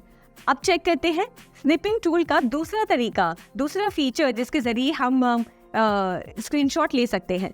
तो हम वापस FN बटन और प्रिंट स्क्रीन प्रेस करेंगे और यहाँ पे ये स्निपिंग टूल ओपन हो गया है। सेकंड वाले ऑप्शन पे अगर आप क्लिक करेंगे फ्री फॉर्म मोड पे, तो देखिए आप क्या कर सकते हैं। आप जहाँ पे भी कर्सर को लेकर जाएंगे और जैसे भी मूव करेंगे वो पार्ट का स्क्रीनशॉट आप ले सकते हैं। आप समझिए, मैंने ये ले लिया और फिर अगर मैं इसे रिलीज करती हूँ तो एग्जैक्टली जो पार्ट को मैंने सिलेक्ट किया था, जिस पार्ट पे कर्सर मूव हुआ था, बस उसी का स्क्रीनशॉट यहाँ पे नजर आ रहा है। उसी तरीके से आप देखिए, वापस मैं आपको दिखाती हूँ कि मैंने वापस FN और प्रिंट स्क्रीन प्रेस किया और यहाँ पे अब मैं अगर समझिए इस तरीके से इसे सिलेक्ट करते हुए ऐसे भी अगर जाती हूँ तो ये इतना पार्ट स्क्रीनशॉट हो जाएगा। देखिए, सिर्फ इतना पार्ट स्क्रीनशॉट के रूप में हमारे सामने कंप्यूटर ने बनाकर दे दिया है और इसमें हम वही सब चीज़ें कर सकते हैं, सेव, शेयर, एडिटिंग, सब कुछ। अब तीसरा जो तरीका है स्क्रीनशॉट लेने का, अब हम वो चेक करते हैं। अब इसी तरीके से हमारा तीसरा तरीका जिससे हम स्क्रीनशॉट ले सकते हैं वो है विंडो मोड, जिसके ज़रिए आप इस पर क्लिक करेंगे तो पूरे विंडो की आप स्क्रीनशॉट इस तरीके से ले सकते हैं। और वही जैसे हमने पहले 2 स्क्रीनशॉट्स में किया, इसे हम जिसे चाहे उसे शेयर कर सकते हैं और एडिटिंग कर सकते हैं। फिर चौथा तरीका जो है वो है जिसके ज़रिए आप पूरे स्क्रीन की स्क्रीनशॉट यहाँ पे ले सकते हैं और यहाँ से आप एडिटिंग कर सकते हैं, शेयर कर सकते हैं, सेव कर सकते हैं। हर तरह की चीज़ें आप यहाँ से स्क्रीनशॉट से कर सकते हैं। तो ये थे हमारे स्निपिंग टूल्स जिसके ज़रिए आप हर तरह के स्क्रीनशॉट्स अपने लैपटॉप स्क्रीन या अपने कंप्यूटर में ले सकते हैं। अब बात करते हैं विंडोज़ मोबिलिटी सेंटर की। विंडोज़ मोबिलिटी सेंटर एक ऐसा फीचर है जिसके ज़रिए आप अपने कंप्यूटर या लैपटॉप की ब्राइटनेस और उसकी वॉल्यूम एडजस्टमेंट और बैटरी चेक, ये सब चीज़ें एक ही जगह पे कर सकते हैं। तो चलिए देखते हैं वो कैसा दिखता है और कैसे हम ये सारी चीज़ें चेक कर सकते हैं। तो इसे एक्सेस करने के लिए हम स्टार्ट मेन्यू में जाकर सर्च करेंगे Windows mobility centre. Windows mobility centre, आप इसे ओपन करेंगे तो देखेंगे कि यहाँ पे कुछ ऐसी छोटी सी स्क्रीन आपके सामने डिस्प्ले होती है जिसमें आप यहाँ से डायरेक्टली ब्राइटनेस को एडजस्ट कर सकते हैं। देखिए, मैंने मेरे कंप्यूटर लैपटॉप स्क्रीन की ब्राइटनेस कम कर दी है और यहाँ से मैं बढ़ा भी सकती हूँ। यहाँ से मैं वॉल्यूम एडजस्टमेंट्स कर सकती हूँ। यहाँ से मैंने म्यूट कर दिया या वॉल्यूम को इंक्रीज कर दिया, वो हम कर सकते हैं। फिर यहाँ से हम हमारी बैटरी स्टेटस चेक कर सकते हैं कि जिसमें ये बता रहा है कि 16 मिनट्स टू फुल चार्ज, मतलब मेरे लैपटॉप को फुल चार्ज होने में अभी 16 मिनट और लगेंगे। तो ये स्टेटस आप यहाँ से चेक कर सकते हैं। फिर यहाँ से आप कोई और एक्सटर्नल डिस्प्ले कनेक्ट कर सकते हैं। तो यहाँ से डिस्प्ले कनेक्ट करने के लिए आप कनेक्ट डिस्प्ले पे क्लिक करेंगे तो देखिए यहाँ से सारे प्रोजेक्टर्स के ऑप्शन आ गए, जहाँ पे पीसी स्क्रीन ओनली या फिर आपको अपने स्क्रीन को डुप्लीकेट करना है तो ये ऑप्शंस आप यहाँ से एक्सेस कर सकते हैं। वापस आते हैं हम हमारे विंडोज मोबिलिटी सेंटर में, तो यहाँ से आप डिस्प्लेस कनेक्ट कर सकते हैं और यहाँ सिंक के ऑप्शन से आप बाकी फाइल्स को भी सिंक कर सकते हैं। तो ये है विंडोज मोबिलिटी सेंटर, जिसके ज़रिए आप एक ही जगह पे ये सारी सेटिंग्स चेंज कर सकते हैं और चेक कर सकते हैं। अब बात करते हैं पेंट एप्लीकेशन की। आपके विंडोज़ लैपटॉप या विंडोज़ कंप्यूटर में भी एक पेंट एप्लीकेशन होता है जिसमें जाकर आप कुछ भी डिजिटली पेंट कर सकते हैं। तो आइए देखते हैं कि ये एप्लीकेशन अगर आखिर कैसा दिखता है और कैसे आप इसमें पेंट कर सकते हैं। तो यहाँ सर्च बार में मैं जाकर सर्च कर रही हूँ, तो यहाँ पर सर्च पे जाके हम सर्च करेंगे पेंट और देखिए ये पेंट ऐप यहाँ पे है। हम इसे ओपन करेंगे तो आप देखेंगे कि यहाँ पर काफ़ी सारे टूल्स हैं जिसके ज़रिए आप पेंट कर सकते हैं। समझिए मैंने ये पेंसिल चूज़ कर लिया। अब पेंसिल से मैं चाहूँ तो स्क्रीन पर कुछ भी पेंट कर सकती हूँ। यहाँ से बाकी टूल्स सिलेक्ट कर सकती हूँ जिसमें कलर फील कर सकती हूँ। यहाँ से समझिए मैंने ऑरेंज कलर सिलेक्ट कर लिया तो यहाँ से ये ऑरेंज पेंट हो गया। फिर यहाँ से इरेज भी कर सकते हैं, तो यहाँ से हमने इससे जो है इरेज कर दिया। और इस तरीके से आप अपने लैपटॉप या अपने विंडोज़ कंप्यूटर में डिजिटली पेंट कर सकते हैं जैसे कि आप पेपर पे करते हैं। आइए अब जानते हैं सिस्टम टूल्स के बारे में। सिस्टम टूल्स एक ऐसा माध्यम है जिसके ज़रिए आप अपने कंप्यूटर सिस्टम में जो भी अननेसेसरी फाइल्स हैं, यानी कि जो फाइल्स आप यूज़ नहीं करते हैं और बिना बात के वो आपके सिस्टम का स्टोरेज यूज़ कर रहे हैं, उन फाइल्स को आप डिलीट कर सकते हैं। इसके लिए आप 2 सिस्टम टूल्स का इस्तेमाल कर सकते हैं। सबसे पहले तो डिस्क फ्रेगमेंटर और उसके बाद डिस्क क्लीनअप टूल। ये दोनों टूल्स का काम क्या है कि सबसे पहले डिस्क क्लीनअप टूल क्या करता है, आपके सिस्टम में फाइल्स को खोजता है जो अननेसेसरी है। कई बार ऐसा होता है कि जब आप बहुत समय से अपना सिस्टम यूज़ कर रहे हैं और उसी वक्त कई सारी ऐसी अननेसेसरी फाइल्स या कैश फाइल्स आपके सिस्टम में मौजूद होती हैं जो आपको पता नहीं होती हैं, पर वो आपके सिस्टम का स्पेस यूज़ कर रही होती हैं। तो ये डिस्क क्लीनअप टूल क्या करता है, उन फाइल्स को सबसे पहले तो खोजता है, उन फाइल्स को ढूंढने के बाद उन्हें डिलीट करता है। और उसके बाद अगर हम डिस्क फ्रेगमेंटर की बात करें तो ये उन फाइल्स को रीअरेंज करता है जो हार्ड डिस्क में कहीं ना कहीं जो है स्कैटर्ड हो गए हैं। जैसे फॉर एग्जांपल आप अपने सिस्टम में जब कई बार फाइल्स को सेव करते हैं, स्टोर करते हैं और डिलीट करते हैं, तो कई बार क्या होता है, कोई एक सिंगल फाइल होती है वो डिस्क में स्कैटर्ड हो जाती है। तो डिस्क फ्रेगमेंटर उन फाइल्स को एक साथ लाता है, अच्छे से रीअरेंज करता है, जिससे कि आप जब भी डिस्क को यूज़ करते हैं, उसका एक्सेस आप जब चाहते हैं तो वो ईजिली ओपन होता है और क्विक होता है और सिस्टम की परफॉर्मेंस इम्प्रूव होती है। तो इस तरीके से आप सिस्टम टूल्स का इस्तेमाल कर सकते हैं जब आप अपने सिस्टम में से अननेसेसरी फाइल्स को डिलीट या रीअरेंज करना चाहते हैं।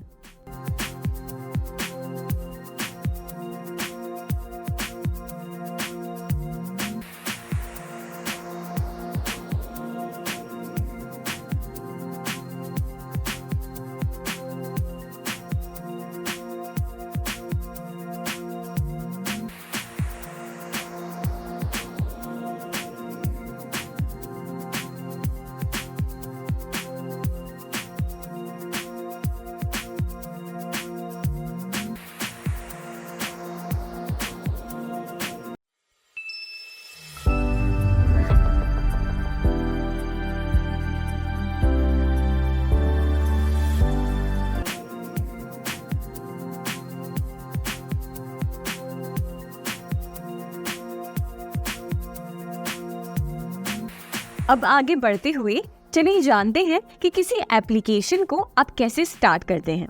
तो जब हम अपनी स्क्रीन पे आते हैं तो आप देखते हैं कि सारे फोल्डर्स के आइकन बने हुए हैं और हम जानते हैं कि किसी भी एप्लीकेशन को ओपन करने के लिए आपको उस पर डबल क्लिक करना होता है। फॉर एग्जाम्पल आप स्क्रीन पर देखिए तो आप देखेंगे, समझिए मुझे ये वाली एप्लीकेशन ओपन करनी है, तो मैं जब इस पर डबल क्लिक करूंगी तो ये एप्लीकेशन या ये साइट ओपन हो जाएगी। वैसे ही हम कुछ ऐसे एप्लीकेशंस और यूटिलिटीज की बात करते हैं जिसके जरिए हम हमारे कंप्यूटर में और भी टास्क परफॉर्म कर सकते हैं। तो सबसे पहला है वर्डपैड। वर्डपैड से आप क्या समझ रहे हैं? वर्डपैड एक ऐसा टूल है जिस पर आप टाइपिंग कर सकते हैं या कोई भी डॉक्यूमेंट प्रिपेयर कर सकते हैं। तो वर्डपैड खोलने के लिए आपके पास दो ऑप्शंस हैं।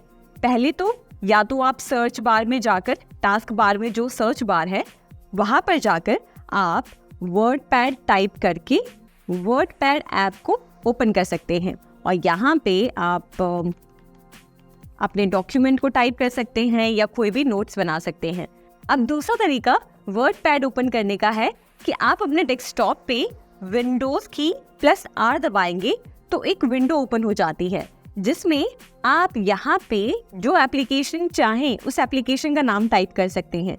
जैसे हम यहाँ पे सर्च कर रहे हैं वर्डपैड और उसके बाद हम जब यहाँ पे ओके पर क्लिक करते हैं तो ये वर्डपैड खुलकर आपके सामने तैयार हो जाएगा। अब आपको एक बात बताती हूँ कि वर्डपैड एप्लीकेशन विंडोज 95 के बाद जो भी वर्जन्स आए हैं उन सब में अवेलेबल हैं, तो आप इसका ज़रूर इस्तेमाल करें क्योंकि ये बहुत ही यूज़फुल एप्लीकेशन है जिसमें आप टाइपिंग कर सकते हैं, नोट्स बना सकते हैं और डॉक्यूमेंट्स बना सकते हैं। अब हमारे दूसरे यूटिलिटी ऐप की बात करते हैं जो है माइक्रोसॉफ्ट पेंट। अब माइक्रोसॉफ्ट पेंट हम जानते हैं कि पेंटिंग के लिए यूज़ होता है, तो हम वापस एक बार चेक कर लेते हैं कि हम कैसे इस एप्लीकेशन को ओपन कर सकते हैं। आप यहाँ पे टास्क बार में जाकर सर्च करेंगे पेंट, तो देखिए ये पेंट एप्लीकेशन यहाँ पे नज़र आ रही है। आप इस पे डबल क्लिक करें और ये पेंट एप्लीकेशन आपके सामने ओपन हो गया है। अब बात करते हैं टाइपिंग प्रैक्टिस की। अब आप लैपटॉप या कंप्यूटर अब शायद यूज़ करना शुरू कर रहे हैं या ऑलरेडी आप यूज़ कर रहे हैं। आप जानते हैं कि हम जब टाइप कर रहे होते हैं डेस्कटॉप पे तो हमारे जितने भी ये 10 फिंगर्स हैं, ये 10 फिंगर्स कुछ ना कुछ काम कर रहे होते हैं। जैसे कि मेनली हमारे जो फिंगर्स हैं वो हमारे होम बटन्स पे होते हैं, यानी कि ASDF और JKL, मतलब हमारा एक हाथ के फिंगर्स ASDF पे होते हैं और दूसरे हाथ के फिंगर्स JKL पे होते हैं। अब स्पेशली हम अपने थंब की बात करें तो हमारा थंब हमेशा स्पेस बार के ऊपर होता है। स्पेस बार को हम हमेशा दबाए नहीं रखते हैं, पर उस पर लाइटली एक बहुत ही लाइट प्रेशर बना के हम हमारे थंब को उसके ऊपर प्लेस करते हैं और हम थंब से स्पेस बार को प्रेस करते हैं और साथ ही साथ थंब से हम हमारे विंडोज़ की को प्रेस करते हैं अगर हम विंडोज़ लैपटॉप यूज़ कर रहे हैं, और अगर हम एप्पल लैपटॉप यूज़ कर रहे हैं तो एप्पल पर कमांड बटन को यूज़ करने के लिए हम थंब का यूज़ करते हैं। बाकी जो भी हम वर्ड्स टाइप करते हैं उसके लिए हम बाकी फिंगर्स का यूज़ करते हैं। तो इस तरीके से आप टाइपिंग की प्रैक्टिस करें और देखें कि टाइपिंग की प्रैक्टिस आप कैसे इंक्रीज कर सकते हैं, उसे और एफिशिएंट बना सकते हैं, तो आपको एकदम धीरे धीरे टाइपिंग की आदत हो जाएगी।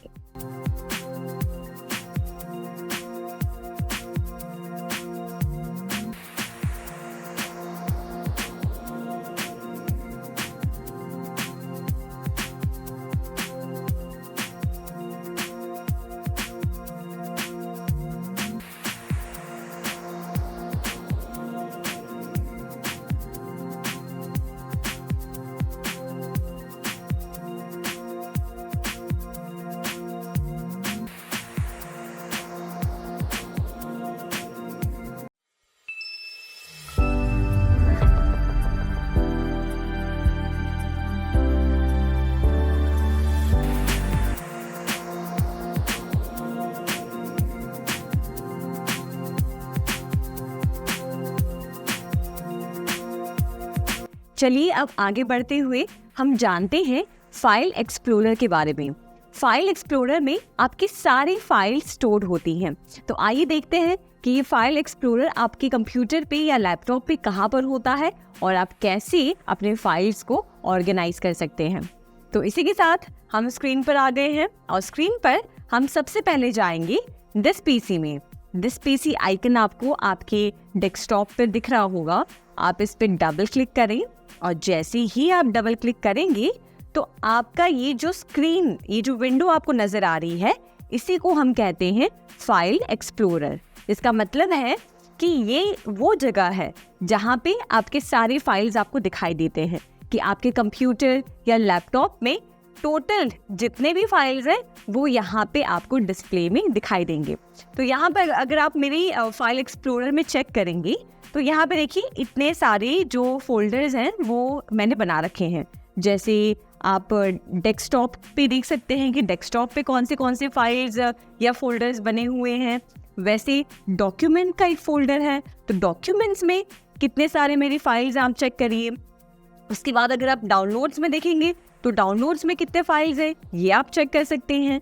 उसके बाद आप पिक्चर्स में जाएंगे तो पिक्चर्स में आपको अलग अलग ये जो फोल्डर्स दिख रहे हैं ये भी मतलब ये भी एक तरह के फोल्डर्स हैं। जैसे समझिए कि पिक्चर्स जो हमारा फोल्डर है, जो ये जो लेफ्ट पैनल है, इस पे जो पिक्चर्स फोल्डर है वो हमारा मेन फोल्डर है। अब उसके अंदर अगर मुझे छोटे छोटे फोल्डर्स बनाने हैं तो वो भी मैं बना सकती हूँ। जैसे मैंने पिक्चर्स में यही किया है। मैंने पिक्चर्स में Acer, camera roll, Nitro, saved pictures, screenshots, इनकी अलग अलग सब फोल्डर्स क्रिएट किए हैं। जिससे क्या होगा कि मैं एक फोल्डर के अंदर बहुत सारे अलग फोल्डर्स बना सकती हूँ और उन फोल्डर्स के अंदर अलग अलग फाइल्स को प्रॉपर्ली ऑर्गेनाइज कर सकती हूँ, जिससे कि मुझे उन फाइल्स को ढूंढने में कोई दिक्कत ना हो और वो प्रॉपर्ली जिन भी कैटेगरीज में उन्हें ऑर्गेनाइज रहना चाहिए वो रहें। तो ऐसे ही आप चेक करिए कि जैसे पिक्चर्स में कैमरा रोल की मैंने अलग फोल्डर बना रखी है, जो कि इसमें फ़ोटोज़ नहीं है, पर मैं इसमें कभी भी अलग से स्टोर कर सकती हूँ। तो वैसे ही आप आगे आएंगे तो म्यूज़िक की अलग से फोल्डर है। वीडियोज़ में आप देख सकते हैं कि देखिए वीडियोज़ में भी मैंने एक सब फोल्डर बना रखा है कैप्चर्स के नाम पे, और वैसे ही बाकी फाइल्स अलग से स्टोर्ड है। वैसे आप देखेंगे कि ये सारे फोल्डर्स मेरे लैपटॉप में अभी सेव्ड है। अब आपको दिखाई दे रहा होगा कि हर एक लैपटॉप के बगल में ये जो कुछ पिन वाला साइन है, ये पिन साइन क्या है? जैसे आपको दिख रहा होगा डेस्कटॉप पे, डॉक्यूमेंट्स पे, डाउनलोड्स पे, ये सब पिन साइन है। इसका मतलब ये है कि मैंने इन फोल्डर्स को पिन करके रखा है, जिससे कि जब भी मैं ये फाइल एक्सप्लोरर ओपन करूं तो मुझे सबसे ऊपर ये सारे फोल्डर्स दिखाई दे। आप समझ गए? और मैं इसको कभी भी चाहूँ तो इसको हटा सकती हूँ, पिन अनपिन कर सकती हूँ, और जब चाहूँ तब इन्हें वापस पिन कर सकती हूँ। वो करने के लिए आपको क्या करना होगा, आप कोई भी फोल्डर को सिलेक्ट कर सकते हैं। समझिए मैंने स्क्रीनशॉट सिलेक्ट किया और इस पे जाके मैंने राइट क्लिक किया। राइट क्लिक करने के बाद देखिए यहाँ पे तीसरा ऑप्शन है पिन टू क्विक एक्सेस। इस पे मैं क्लिक करूंगी तो ये स्क्रीनशॉट वाला जो फोल्डर है वो भी पिन हो जाएगा। अब मानिए कि मुझे स्क्रीनशॉट वाले को अनपिन करना है, इसे वापस हटाना है यहाँ से, तो मैं राइट क्लिक वापस करूंगी और तीसरे ऑप्शन पे वापस क्लिक करूंगी अनपिन फ्रॉम क्विक एक्सेस। तो इस तरीके से मैं इन फोल्डर्स को वापस अनपिन कर सकती हूँ। फोल्डर्स को पिन करने का पर्पस ये है कि आप क्विकली उसे एक्सेस कर पाएं। जैसे कि आप जब भी फाइल एक्सप्लोरर खोलें तो आपको जल्दी कोई फोल्डर ना ढूंढने की बजाय आपको तुरंत आपके सामने वो फोल्डर जो आपके लिए मेन इम्पॉर्टेंट है या आप बहुत ही फ्रीक्वेंटली यूज करते हैं वो सबसे ऊपर नजर आए। अगर आप मेरी स्क्रीन देखेंगे तो उसमें काफी सारे फोल्डर्स पिन करके रखे हुए हैं, पर अगर आप इमेजिन करें कि मैं अगर इन सबको समझिए अभी अनपिन कर दूं, ठीक है, तो मैं ये सारे फोल्डर्स को अभी अनपिन कर रही हूँ और आप देखिएगा कि ये कितना ज़्यादा यूज़फुल है। अब मैंने इनको अनपिन कर दिया तो ये क्विक एक्सेस में से निकल गए हैं ये सारे फोल्डर्स। तो ये आपने देखा कि कैसे हम कोई भी फोल्डर को पिन कर सकते हैं या अनपिन कर सकते हैं। अब यही आप लेफ्ट पैनल में अगर देखेंगे नीचे की तरफ एक दिस पीसी का आइकन है। दिस पीसी आइकन पे आप क्लिक करेंगे तो एक local disk C drive open होगी। ये एक ड्राइव है ना कि एक फोल्डर है। तो लोकल डिस्क सी में आपके कंप्यूटर का सारा सिस्टम स्टोर होता है। जैसे कि हम जानते हैं कि किसी लैपटॉप या कंप्यूटर को रन करने के लिए एक ऑपरेटिंग सिस्टम की ज़रूरत होती है। जैसे कि मैं अभी एक विंडोज़ लैपटॉप पे हूँ, तो विंडोज़ लैपटॉप किस ऑपरेटिंग सिस्टम पे रन कर रहा है? विंडोज़ पे कर रहा है, राइट? तो विंडोज़ का जो सिस्टम है वो इसी ड्राइव में स्टोर्ड है। तो इस तरीके से आप देख सकते हैं कि दिस पीसी में जो भी ड्राइव्स हैं या जो आपने एक्सटर्नल डिवाइसेस अपने लैपटॉप या कंप्यूटर से कनेक्ट की हैं, वो आपको यहाँ दिस पीसी में नज़र आएगी। अभी मेरे पास कोई ड्राइव है नहीं जो मैं आपको दिखा सकती हूँ, पर अगर आप चेक करिएगा, अगर आप कोई भी ड्राइव अगर इंसर्ट करेंगे अपने लैपटॉप में, तो दिस पीसी में आपको वो ड्राइव की इंफॉर्मेशन दिखाई देगी। अब आगे बढ़ते हुए हम देखते हैं कि आप अपने फाइल्स को या फोल्डर्स को कैसे प्रॉपर्ली ऑर्गेनाइज कर सकते हैं, रीनेम कर सकते हैं और कैसे किस तरीके से इजीली यूज कर सकते हैं। तो हम शुरू करते हैं कोई एक फोल्डर सिलेक्ट करते हुए। मान लीजिए मुझे वीडियोस में कुछ चेंजेस करने हैं, ठीक है। अब वीडियोस में मेरा मैंने जो सब फोल्डर बना रखा है कैप्चर्स के नाम पे, अब मानिए मुझे कैप्चर्स को कोई और नाम देना है, मुझे इसे रीनेम करना है, तो मैं कैसे कर सकती हूँ? मैं इस फाइल पे इस फोल्डर को सिलेक्ट करूंगी और राइट क्लिक करूंगी। राइट क्लिक करने पे आपको ऊपर ऐसा कुछ सिंबल दिखाई देगा जिसमें रीनेम लिखा होगा। अगर आप उस पर जाकर अपने कर्सर को टच करेंगे तो उसमें रीनेम लिखा हुआ आएगा। रीनेम पर आप क्लिक करेंगे तो देखिए ये कैप्चर्स जो है ये अब एडिटेबल फॉर्म में हो गया है। तो आप इसे बैकस्पेस करके कीबोर्ड पर टाइप करके किसी और फाइल से इसे रीनेम कर सकते हैं और एंटर दबा के ये उस फाइल से रीनेम हो जाएगा, यानी कि उस फाइल से सेव हो जाएगा। तो इतने आसान तरीके से आप किसी भी फाइल को या किसी भी फोल्डर को रीनेम कर सकते हैं। मान लीजिए मुझे इसी फाइल को रीनेम करना है, तो मैंने इसे क्लिक किया, इसे सिलेक्ट किया, रीनेम किया और A3 दबाकर एंटर दबाकर ये फाइल A3 के नाम से रीनेम हो गया है। तो ये था तरीका कि कैसे आप किसी फाइल या किसी भी फोल्डर को रीनेम कर सकते हैं। अब देखते हैं कि कैसे आप किसी फाइल को दूसरे फोल्डर में कॉपी कर सकते हैं। तो आइए वो देखते हैं। मान लीजिए मुझे इसमें से ये जो V फाइल है, ये जो V फोल्डर मैंने बना रखा है, इसे मुझे किसी और फोल्डर में कॉपी करना है। मान लीजिए मुझे इसे करना है म्यूजिक में, तो मैं कैसे कर सकती हूँ? तो मैं इस पर सिलेक्ट करूँगी, अपने कर्सर को ले जाकर इस पर क्लिक करूँगी, राइट क्लिक वापस करूँगी और यहाँ पे ऊपर आपको कॉपी का ऑप्शन मिलेगा।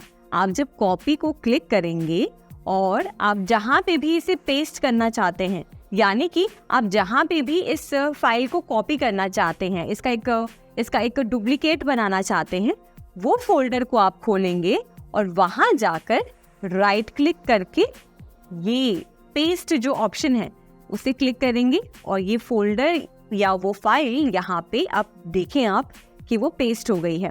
तो इतने आसान तरीके से आप किसी भी फाइल को या किसी भी फोल्डर को कॉपी कर सकते हैं और किसी दूसरी जगह पे, किसी दूसरे लोकेशन पे ले जाके पेस्ट कर सकते हैं। अब आपको बता दूं कि ये तो हमने किया मैनुअली, कि जाके हमने ऑप्शन सिलेक्ट किए और फिर जाके हमने कॉपी या पेस्ट किया। इसका दूसरा तरीका ये भी है कि आप किसी भी फाइल को सिलेक्ट करके Ctrl+C प्रेस करेंगे और फिर उसी को जाके किसी और फोल्डर में जाके अगर Ctrl+V प्रेस कर देंगे तो वो फाइल वहाँ पे पेस्ट ऑटोमेटिकली हो जाएगी।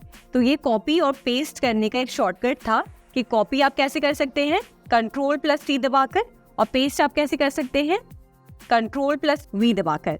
तो ये था कॉपी और पेस्ट करने का तरीका। हमने देखा रीनेम करने का तरीका।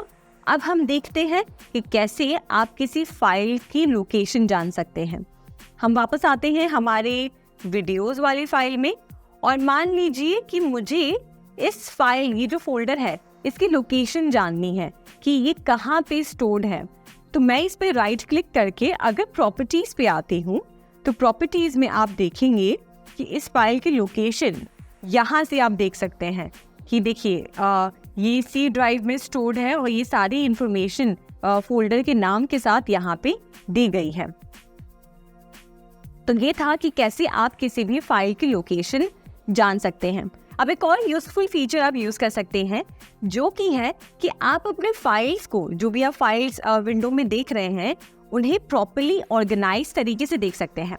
जैसे कि कैसे, अगर आप स्क्रीन पर आएंगे और स्क्रीन पर देखेंगे तो मेरी जो फोल्डर ओपन है वीडियोस वाली, तो इसमें काफ़ी ज़्यादा मुझे फाइल्स ना बहुत ही ज़्यादा सिस्टमैटिकली नज़र नहीं आ रही है, मतलब दिक्कत हो रही है देखने में। तो मैं क्या कर सकती हूँ, मैं यहाँ पर एक टूल इस्तेमाल कर सकती हूँ जिसके ज़रिए ये सारे फोल्डर्स की साइज़ बड़ी हो जाएंगी।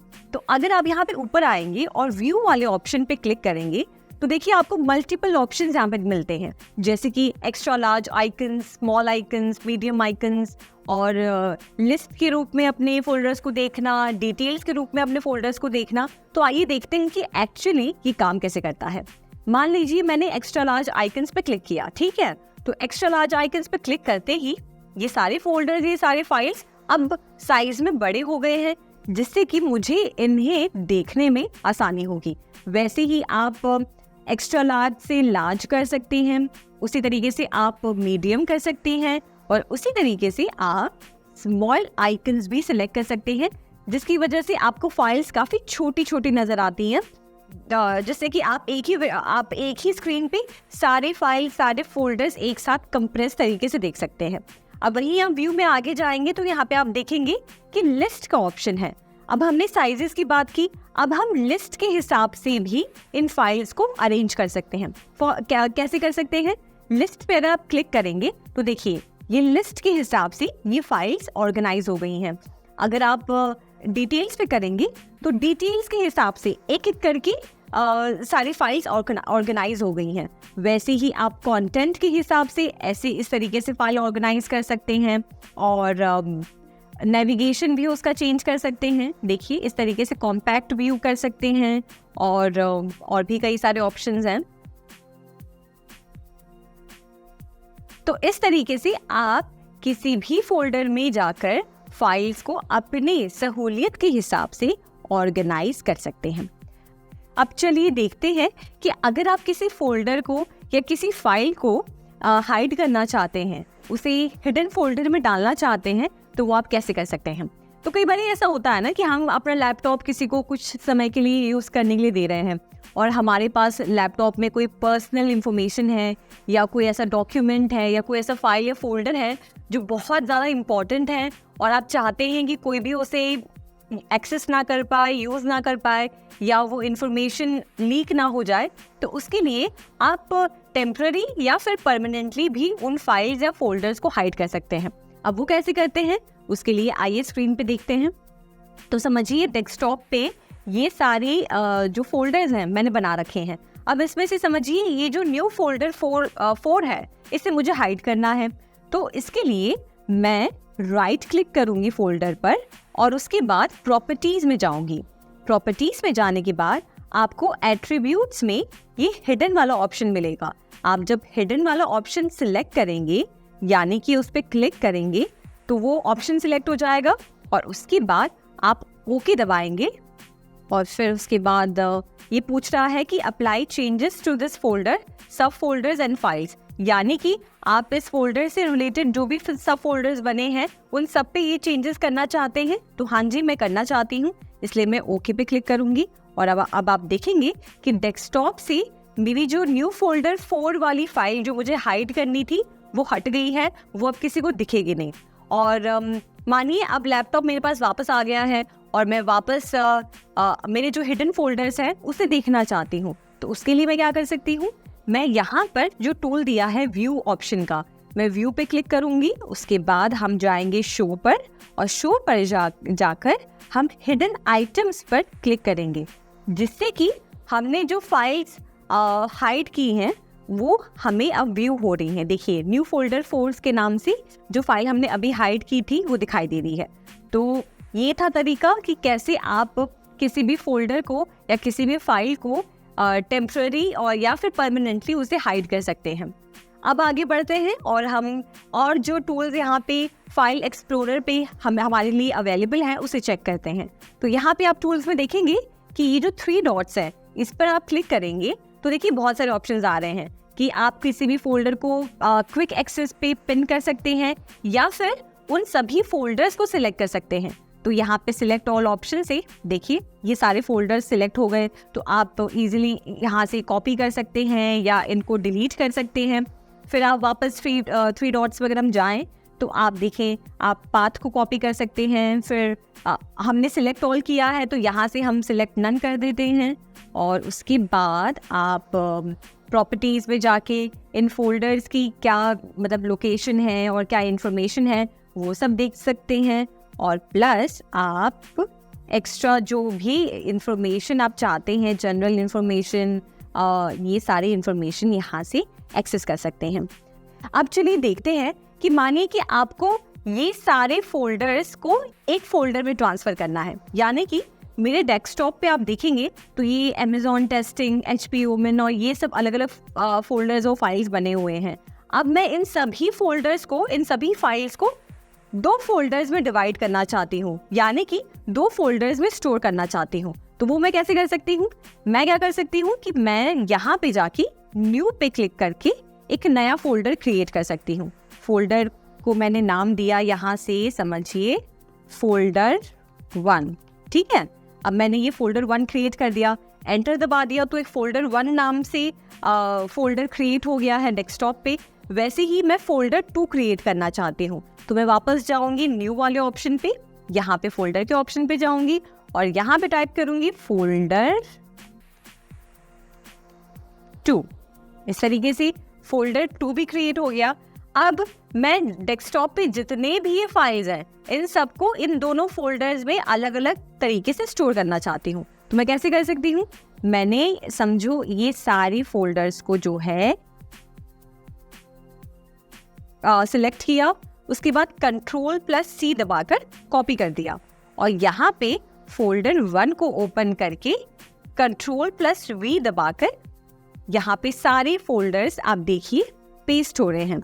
मतलब जो भी फोल्डर्स और फाइल्स अलग अलग ऐसे क्लटर्ड थे, प्रॉपर्ली ऑर्गेनाइज नहीं थे, मैंने इन सभी को 2 फोल्डर्स में डिवाइड कर दिया है। अभी तो हम पहले फोल्डर पे कर रहे हैं, फिर हम अभी कुछ देर बाद जब ये हो जाए उसके बाद हम सेकंड फोल्डर पे जाएंगे। तो देखिए ये सारी जो भी फाइल्स हैं वो फोल्डर 1 में कॉपी हो चुकी हैं। वैसे ही अगर आप इसमें आएंगे, फोल्डर नंबर 2 पे आएंगे, तो फोल्डर नंबर 2 के लिए समझिए मुझे इन सभी फाइल्स को कॉपी करना है। मतलब मैं इन सभी फाइल्स का वो बनाना चाहती हूँ, इन सबको इसमें फोल्डर 2 में स्टोर करना चाहती हूँ। तो Ctrl+C दबाकर हम फोल्डर 2 में जाकर इन्हें पेस्ट कर सकते हैं Ctrl+V दबाकर। तो वैसे ही आप जितना चाहे उतने फाइल्स को या जितने चाहे उतने फोल्डर्स को अलग अलग फोल्डर्स क्रिएट करके उन्हें प्रॉपर्ली ऑर्गेनाइज कर सकते हैं।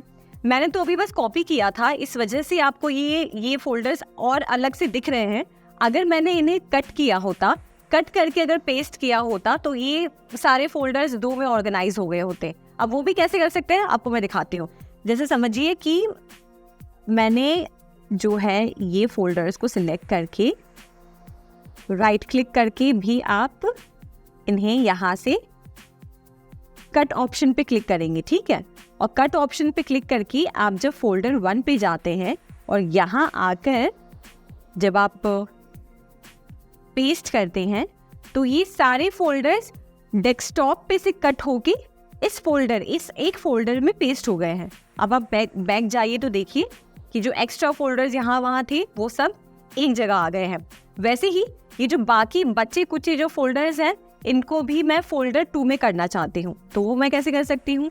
अब मैं ये बाकी जो फाइल्स हैं, ये बाकी जो फोल्डर्स बने हैं, इनको अब फोल्डर 2 में ले जाना चाहती हूँ। तो उसके लिए मैं क्या करूँगी?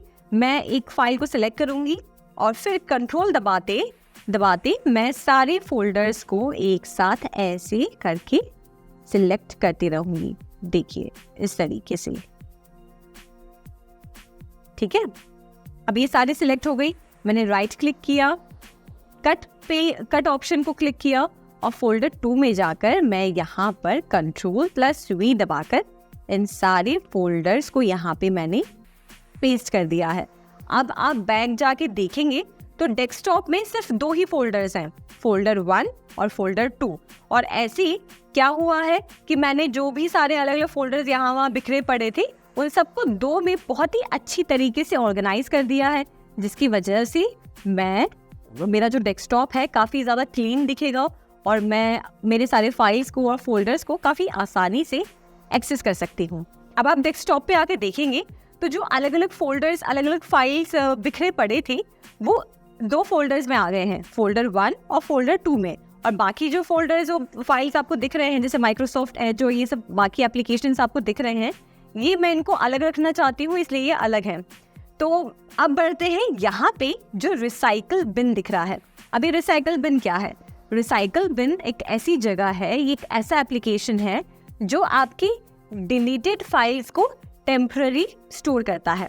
यानी कि समझिए आपने अपने फाइल एक्सप्लोरर में जाके कुछ फाइल्स को डिलीट किया है रिसेंटली, और आप चाहते हैं कि वो फाइल्स गलती से डिलीट हो गई हैं या आपने पर्पसली डिलीट की थी पर अब आप उसे वापस चाहते हैं अपने कंप्यूटर या अपने लैपटॉप में, तो आप रिसाइकल बिन से जाकर, यानी कि जो डस्टबिन है वहाँ से आप वापस निकाल कर उसे रिस्टोर कर सकते हैं। तो रिसाइकल बिन पर अगर आप क्लिक करेंगे तो आप देखेंगे कि मेरे रिसाइकल बिन में ये सारे फोल्डर्स या फाइल्स यहाँ पे हैं। अब मुझे इन फाइल्स की या इन फोल्डर्स की ज़रूरत नहीं है, तो मैं यहाँ से डायरेक्टली इन्हें एम्प्टी रिसाइकल बिन पे क्लिक करके इन्हें साथ ही साथ सारा एक साथ डिलीट कर सकती हूँ।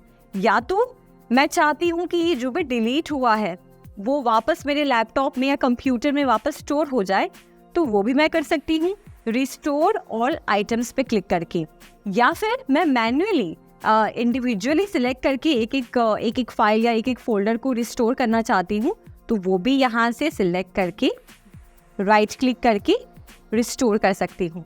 तो ये था पर्पस कि कैसे आप रिसाइकल बिन से अपने डिलीटेड फाइल्स को वापस अपने कंप्यूटर या लैपटॉप में रिस्टोर कर सकते हैं। अब आगे बढ़ते हुए हम ये जानेंगे कि आप अपने विंडोज़ 11 में कैसे कोई फाइल या फोल्डर को पासवर्ड प्रोटेक्ट बना सकते हैं, यानी कि लॉक कर सकते हैं। जैसे कि हम अपना घर लॉक करते हैं ताकि कोई भी चोर हमारे घर के अंदर ना घुस जाए और हमारी चीज़ें चोरी ना कर ले, वैसे ही आप अपने लैपटॉप या कंप्यूटर में भी एक सॉफ्टवेयर अलग से इंस्टॉल कर सकते हैं, जिसके थ्रू आप अपने जो इम्पोर्टेंट या मान लीजिए कोई बहुत ही सीक्रेट कोई फोल्डर है उसे आप पासवर्ड प्रोटेक्ट बना सकते हैं। तो इसके लिए आपको अलग से एक ऐप इंस्टॉल करना होगा। आपके विंडोज़ 11 में ऐसा कोई सिस्टम नहीं आता है जिसके ज़रिए आप किसी फोल्डर या फाइल को लॉक कर सकते हैं। तो आइए सबसे पहले हम उस सॉफ्टवेयर को इंस्टॉल करते हैं हमारे सिस्टम पे। तो हम जाएंगे गूगल क्रोम पर और यहाँ पर हम सर्च करेंगे लॉक फोल्डर वर्जन 7.9.0। एंटर दबा दें और यहाँ पे देखिए folder lock for an Windows आ गया है। और यहाँ से आपको सबसे पहले इसे डाउनलोड करना होगा। तो हम यहाँ से डाउनलोड करते हैं और ये डाउनलोड हो रहा है। अब ये फोल्डर लॉक हमारा डाउनलोड हो गया है। चलिए अब इसे हमारे कंप्यूटर में सेटअप किया जाए। यहाँ पे do you want to allow this app to make changes to your devices? Yes. यहाँ से हम लैंग्वेज सेलेक्ट करेंगे और उसके बाद नेक्स्ट, आई अग्री, इंस्टॉल। और अब ये सॉफ्टवेयर आपके कंप्यूटर या आप जो भी सिस्टम पे यूज़ कर रहे हैं वहाँ पे ये इंस्टॉल हो रहा होगा। आपको बस कुछ देर वेट करना है और उसके बाद ये सॉफ्टवेयर हमारे सिस्टम पे इंस्टॉल हो जाएगा। और ये हमारे सिस्टम पे इंस्टॉल हो गया है। आप बस फिनिश पे क्लिक करें और बस इसके बाद ये सॉफ्टवेयर देखिए आपके सिस्टम में ओपन हो गया है। अब आप इसको बैक हो जाएं और उसके बाद आपको इसके लिए एक पासवर्ड एंटर करना है, यानी कि वो पासवर्ड जिससे आप अपने फाइल्स को प्रोटेक्ट करना चाहते हैं। तो सबसे पहले आप 6 डिजिट का कोई भी पासवर्ड यहाँ बना लें, ओके पर क्लिक करें एंड दैट्स इट। अब इसके बाद आप इस सॉफ्टवेयर को यूज़ कर सकते हैं अपने किसी फाइल या फोल्डर को इस सॉफ्टवेयर में स्टोर करने के लिए, हाइड करने के लिए। अब मैं आपको करके दिखाती हूँ एक फ़ोल्डर। मान लीजिए मैं इस फोल्डर में यहाँ पर आइटम्स ऐड करना चाहती हूँ, तो यहाँ पर मैं क्लिक करूँगी और ऐड फाइल के ऑप्शन है, ऐड फोल्डर के ऑप्शन है। मैं फाइल करती हूँ और यहाँ पर देखिए हमारा कंप्यूटर सिस्टम में जो भी डेटा है वो ओपन हो गया है। आप कोई भी पिक्चर या कुछ भी सिलेक्ट करके, समझिए मैंने स्क्रीनशॉट सिलेक्ट किया, मैंने ये सिलेक्ट कर लिया और ये जो फाइल मैं लॉक करना चाहती थी वो यहाँ पर आ गया है। ठीक है, अब इस पे लॉक लग गया है। अगर आप चाहते हैं तो आप इस लॉक को हटा भी सकते हैं, और अगर आप चाहते हैं कि इस फोल्डर पे वापस से लॉक लग जाए तो आप यहाँ से ऑन और ऑफ कर सकते हैं। देखिए, जैसे अगर मैं प्रोटेक्शन ऑन पे करती हूँ तो यानी कि प्रोटेक्शन ऑन है। जैसे ही मैंने प्रोटेक्शन ऑफ किया वैसे ही ये जो फाइल है या जो पर्टिकुलर फोल्डर आपने इसमें डाल रखा है वो उसका पासवर्ड ऑफ हो जाएगा, यानी कि वो अनलॉक हो जाएगा। अब देखिए, एक बात है इसमें कि आप जो भी फाइल या फोल्डर इसमें लॉक करेंगे वो आपके मेन फाइल्स में नहीं नज़र आएगा। मान लीजिए अगर मैं वापस इस वाले फोल्डर को लॉक करती हूँ, ठीक है, तो हम एक और तरीका ये कर सकते हैं कि इस फाइल को ड्रैग करके यहाँ ले आइए ऐप में और यहाँ रिलीज कर दीजिए। देखिए, अब ये यहाँ पे लॉक हो गया है। अब आप ये देख सकते हैं कि मैंने ये फाइल यहाँ पे लॉक कर रखी है। तो अगर आप अपने मेन फोल्डर में जाएंगे तो वहाँ पर आपको ये फाइल नज़र नहीं आएगी। जैसे देखिए, वो दोनों फाइल्स जो मैंने लॉक की हैं, जो सॉफ्टवेयर में है, वो यहाँ पे नज़र नहीं आ रही हैं। लेट्स सी मैं इसको भी लॉक करना चाहती हूँ। मैंने इसे लिया, यहाँ से ड्रैग एंड ड्रॉप किया और ये भी मैंने लॉक कर दिया। अब वापस जाके देखते हैं कि क्या हमारी ये प्रोटेक्टेड फाइल वहाँ पे नज़र आ रही है। तो देखिए, वो फाइल नज़र नहीं आ रही है। वैसे ही आप किसी भी फाइल या फोल्डर के साथ ऐसे कर सकते हैं, यहाँ पे ड्रैग एंड ड्रॉप कर सकते हैं और फिर वो फाइल या फोल्डर आपके मेन फोल्डर्स में नज़र नहीं आएगा। अब एक यहाँ पे जानने वाली बात है कि अगर आप इसमें से कोई भी फाइल या फोल्डर को अनलॉक करना चाहते हैं तो बहुत ईजिली उसे कर सकते हैं। आपको बस यहाँ से इसे ऑफ करना है, इस पे सिलेक्ट करके प्रोटेक्शन ऑफ कर देना है। तो ये फाइल फोल्डर आपके ये प्रोटेक्टेड फाइल में से निकल गया। फिर वापस आप जाकर यहाँ से सिलेक्ट करके प्रोटेक्शन ऑफ कर सकते हैं और इसी तरीके से आप जब चाहे तब कोई भी फाइल या फोल्डर को लॉक कर सकते हैं एंड अनलॉक कर सकते हैं। और भी इसमें ऑप्शंस हैं, जैसे आप किसी फाइल को अगर एनक्रिप्ट करना चाहते हैं तो वो यहाँ से कर सकते हैं, या फिर अगर आप प्रोटेक्टेड फाइल्स को यूएसबी में ट्रांसफ़र करना चाहते हैं तो वो आप कर सकते हैं। पासवर्ड वॉलेट्स बना सकते हैं, फाइल्स को श्रेड कर सकते हैं या फिर हिस्ट्री को क्लीन कर सकते हैं। तो ये सॉफ्टवेयर आपके कंप्यूटर या आपके लैपटॉप के लिए बहुत यूज़फुल है। अगर आपके सिस्टम पे कोई ऐसी फाइल्स हैं जो आप चाहते हैं कि आपके अलावा कोई और उसे देख ना पाए, कोई और उसे एक्सेस ना कर पाए और किसी गलत के हाथों वो फाइल्स ना पहुँचे, उसके लिए आप ये सॉफ्टवेयर अपने कंप्यूटर में इंस्टॉल करें।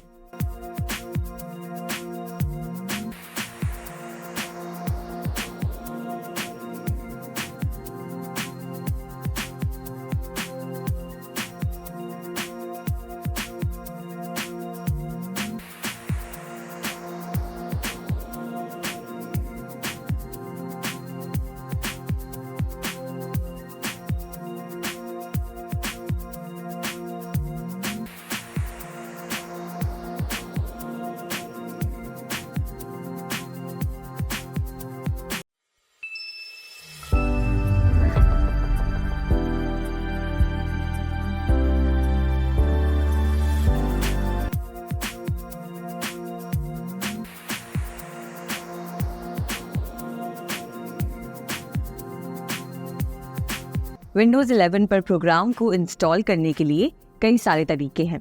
आप सीडी या डीवीडी से इंस्टॉल कर सकते हैं, इंटरनेट से डाउनलोड कर सकते हैं, विंडोज़ स्टोर से डाउनलोड कर सकते हैं या फिर यूएसबी ड्राइव्स या पेन ड्राइव्स जैसी रिमूवेबल स्टोरेज डिवाइसेस से भी प्रोग्राम्स को इंस्टॉल किया जा सकता है।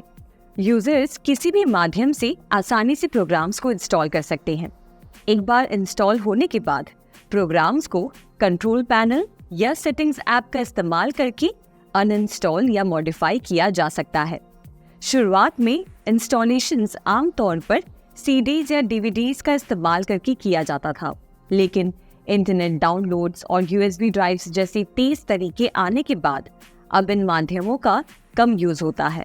अब इसमें हम जानेंगे कि आप कोई भी फाइल या फोल्डर कैसे किसी सीडी या डीवीडी में से इंस्टॉल कर सकते हैं।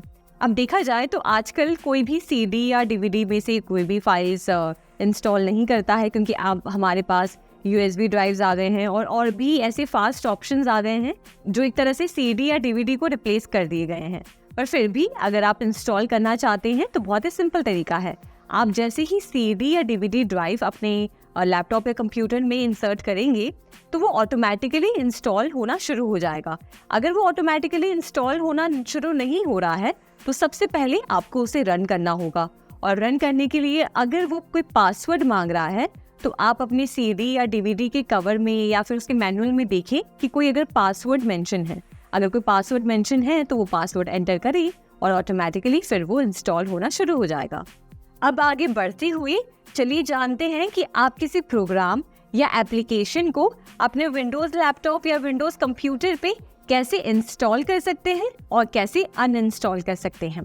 तो वैसे तो आपके विंडोज़ लैपटॉप में या आपके विंडोज़ कंप्यूटर में ऑलरेडी बहुत सारे प्रोग्राम्स या फिर एप्लीकेशंस आते हैं, पर अगर आपको ज़रूरत है और एप्लीकेशंस की और प्रोग्राम्स आप यूज़ करना चाहते हैं तो 3 तरीके हैं इंस्टॉल करने के। या तो आप किसी ड्राइव से आप कंप्यूटर में इंसर्ट करके उस प्रोग्राम को इंस्टॉल कर सकते हैं। दूसरा तरीका है कि आप वेब पे जाके, मतलब गूगल क्रोम या किसी और वेब ब्राउज़र पे जाके आप उस एप्लीकेशन को सर्च करके इंस्टॉल कर सकते हैं, या फिर आप माइक्रोसॉफ्ट स्टोर से भी इंस्टॉल कर सकते हैं। तो आइए सबसे पहले हम सीखते हैं कि कैसे हम वेब ब्राउज़र से किसी भी एप्लीकेशन को इंस्टॉल करते हैं। तो मैं यहाँ पर स्क्रीन पर आ गई हूँ और मैं गूगल क्रोम ओपन करूँगी और यहाँ पे समझिए हम कोई एप्लीकेशन इंस्टॉल करते हैं। हम एक वीडियो एडिटिंग टूल है वो इंस्टॉल करते हैं जिसका नाम है फिल्मोरा। ओके, तो हमने यहाँ पे सर्च किया फिल्मोरा डाउनलोड। ठीक है, यहाँ पे हम गए और यहाँ पे देखिए download it for free option है, इस पर हम डबल क्लिक करेंगे और यहाँ पे देखिए विंडोज़ का ऑप्शन दिया है, यानी कि ये जो वर्जन है ये विंडोज़ 11 का वर्जन है। यहाँ पे आप क्लिक करेंगे तो ये फाइल, ये एप्लीकेशन जो है डाउनलोड होना स्टार्ट हो जाएगा। तो यहाँ पे हम क्लिक करेंगे और देखिए ये अभी इंस्टॉल होना, पहले तो ये डाउनलोड होगा, उसके बाद हम हमारे लैपटॉप या पीसी में इसे इंस्टॉल करेंगे। तो देखते हैं कि ये डाउनलोड हो चुका है या नहीं। तो आप यहाँ पे चेक करेंगे डाउनलोड्स में, तो देखिए ये एप्लीकेशन डाउनलोड हो चुकी है। अब हमें इसे इंस्टॉल करना है हमारे लैपटॉप में, तो हम इस पर डबल क्लिक करेंगे और जैसे ही आप डबल क्लिक करेंगे ये एप्लीकेशन कुछ ऐसा विंडो शो करेगी जिसमें लिखा है do you want to allow this app to make changes to your device, यानी कि क्या आप चाहते हैं कि इस एप्लीकेशन से आपके डिवाइस में कुछ चेंजेस हो। तो हाँ जी, हम चाहते हैं कि ये एप्लीकेशन हमारे डिवाइस में इंस्टॉल हो जाए, तो हम क्लिक करेंगे येस पर। अब जैसे ही हम येस पे क्लिक करेंगे तो ये इंस्टॉल का ऑप्शन देखिए यहाँ पे आ रहा है, इस पे जाके ये क्लिक करेंगे और इंस्टॉल पे क्लिक करेंगे और देखिए ये प्रोग्राम जो है अब डाउनलोड हो रहा है और थोड़ा सा समय लगेगा और कुछ ही समय में ये एप्लीकेशन आपके डिवाइस में इंस्टॉल हो जाएगा। जैसे जैसे आप देखेंगे कि डाउनलोड हो रहा है आपको ये बताते भी जाएगा कि कितना समय और बचा है इसको डाउनलोड होने में। तो देखिए इस तरीके से हमारा एप्लीकेशन अब हमारे सिस्टम में इंस्टॉल हो गया है और आप देख सकते हैं स्क्रीन पर कि हम अपने एप्लीकेशन को अब यूज़ कर सकते हैं। तो ये था आसान तरीका कि कैसे आप अपने कंप्यूटर में या अपने लैपटॉप में ब्राउज़र से कोई भी एप्लीकेशन या कोई भी प्रोग्राम इंस्टॉल कर सकते हैं। ये रहा हमारा एप्लीकेशन जिससे मैं इंस्टॉल कर रही थी। अब जानते हैं कि आप माइक्रोसॉफ्ट स्टोर से कैसे कोई भी प्रोग्राम या एप्लीकेशन इंस्टॉल कर सकते हैं। तो हम आएंगे टास्क बार में और आप जानते हैं कि टास्क बार में हमने माइक्रोसॉफ्ट स्टोर यहाँ पे जो है रखा था। तो माइक्रोसॉफ्ट स्टोर हम ओपन करेंगे और मैं ये VLC मीडिया प्लेयर है इसे इंस्टॉल करना चाह रही हूँ। तो मैं इसे सर्च करूँगी और यहाँ पर देखिए ये एप्लीकेशंस VLC के नाम से सारे जो भी या फिर उससे रिलेटेड जो भी एप्लीकेशंस हैं वो हमारे स्क्रीन पे दिखाई दे रही हैं। मैं सबसे पहला वाला जो एप्लीकेशन है वो इंस्टॉल करना चाहती हूँ। तो मैं यहाँ से जब इंस्टॉल पे क्लिक करूँगी तो देखिए ये एप्लीकेशन अब डाउनलोड होना शुरू हो गया है और आप कुछ ही सेकंड्स में ये एप्लीकेशन आपके सिस्टम में इंस्टॉल हो जाएगा। हम वही सेम स्टेप फॉलो करेंगे जो हमने इससे पहले किया था। हम येस पे क्लिक करेंगे और आप देखें कि अब ये एप्लीकेशन हमारे सिस्टम में इंस्टॉल हो रहा है और 100% डाउनलोड हो गया है। अब आप कुछ ही देर में ये एप्लीकेशन हमारे सिस्टम में भी आ जाएगा। अब आप डेस्कटॉप पे जाके देखेंगे तो VLC मीडिया प्लेयर जो हम माइक्रोसॉफ्ट स्टोर से इंस्टॉल कर रहे थे वो अब हमारे सिस्टम में है और आप जब इसे ओपन करेंगे तो आप इसे सेटअप कर सकते हैं। ये देखिए हमारा एप्लीकेशन या जो हम प्रोग्राम इंस्टॉल कर रहे थे वो हमने माइक्रोसॉफ्ट स्टोर से इंस्टॉल कर लिया है।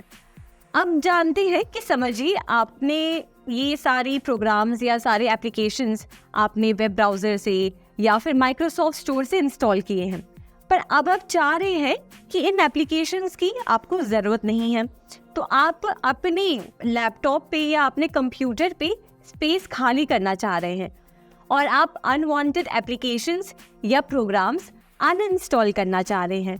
तो उसके लिए आप क्या करेंगे? बहुत ही आसान तरीका है। आप जाएंगे स्टार्ट मेन्यू पे, ठीक है, जो विंडो वाला जो आइकन था हम उस पे क्लिक करेंगे। हमने स्टार्ट मेन्यू पे क्लिक किया और उसके बाद हम जाएंगे सेटिंग्स में।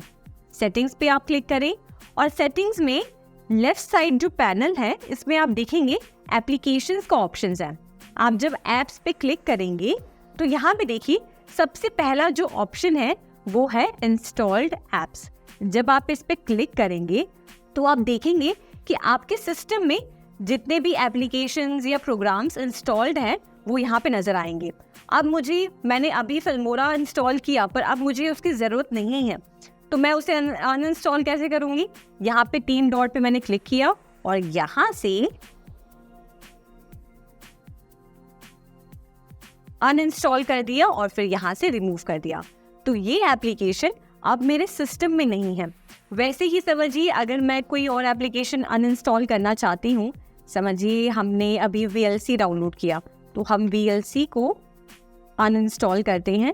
हम 3 डॉट्स पे क्लिक करेंगे, अनइंस्टॉल करेंगे और ये ऐप भी अनइंस्टॉल हो जाएगा। तो आपको बस सिंपल स्टेप्स फॉलो करने हैं जो आपके स्क्रीन पे आ रहे हैं कि किसी भी एप्लीकेशन को इंस्टॉल करने के लिए, अनइंस्टॉल करने के लिए कंप्यूटर या लैपटॉप आपको जो भी इंस्ट्रक्शंस दे रहा है बस उसे फॉलो करते रहिए और आप जो भी चीज़ करना चाहते हैं वो आप कर सकते हैं। तो ये था आसान तरीका कि कैसे आप किसी भी एप्लीकेशन को या प्रोग्राम को इंस्टॉल कर सकते हैं या फिर वापस अनइंस्टॉल कर सकते हैं।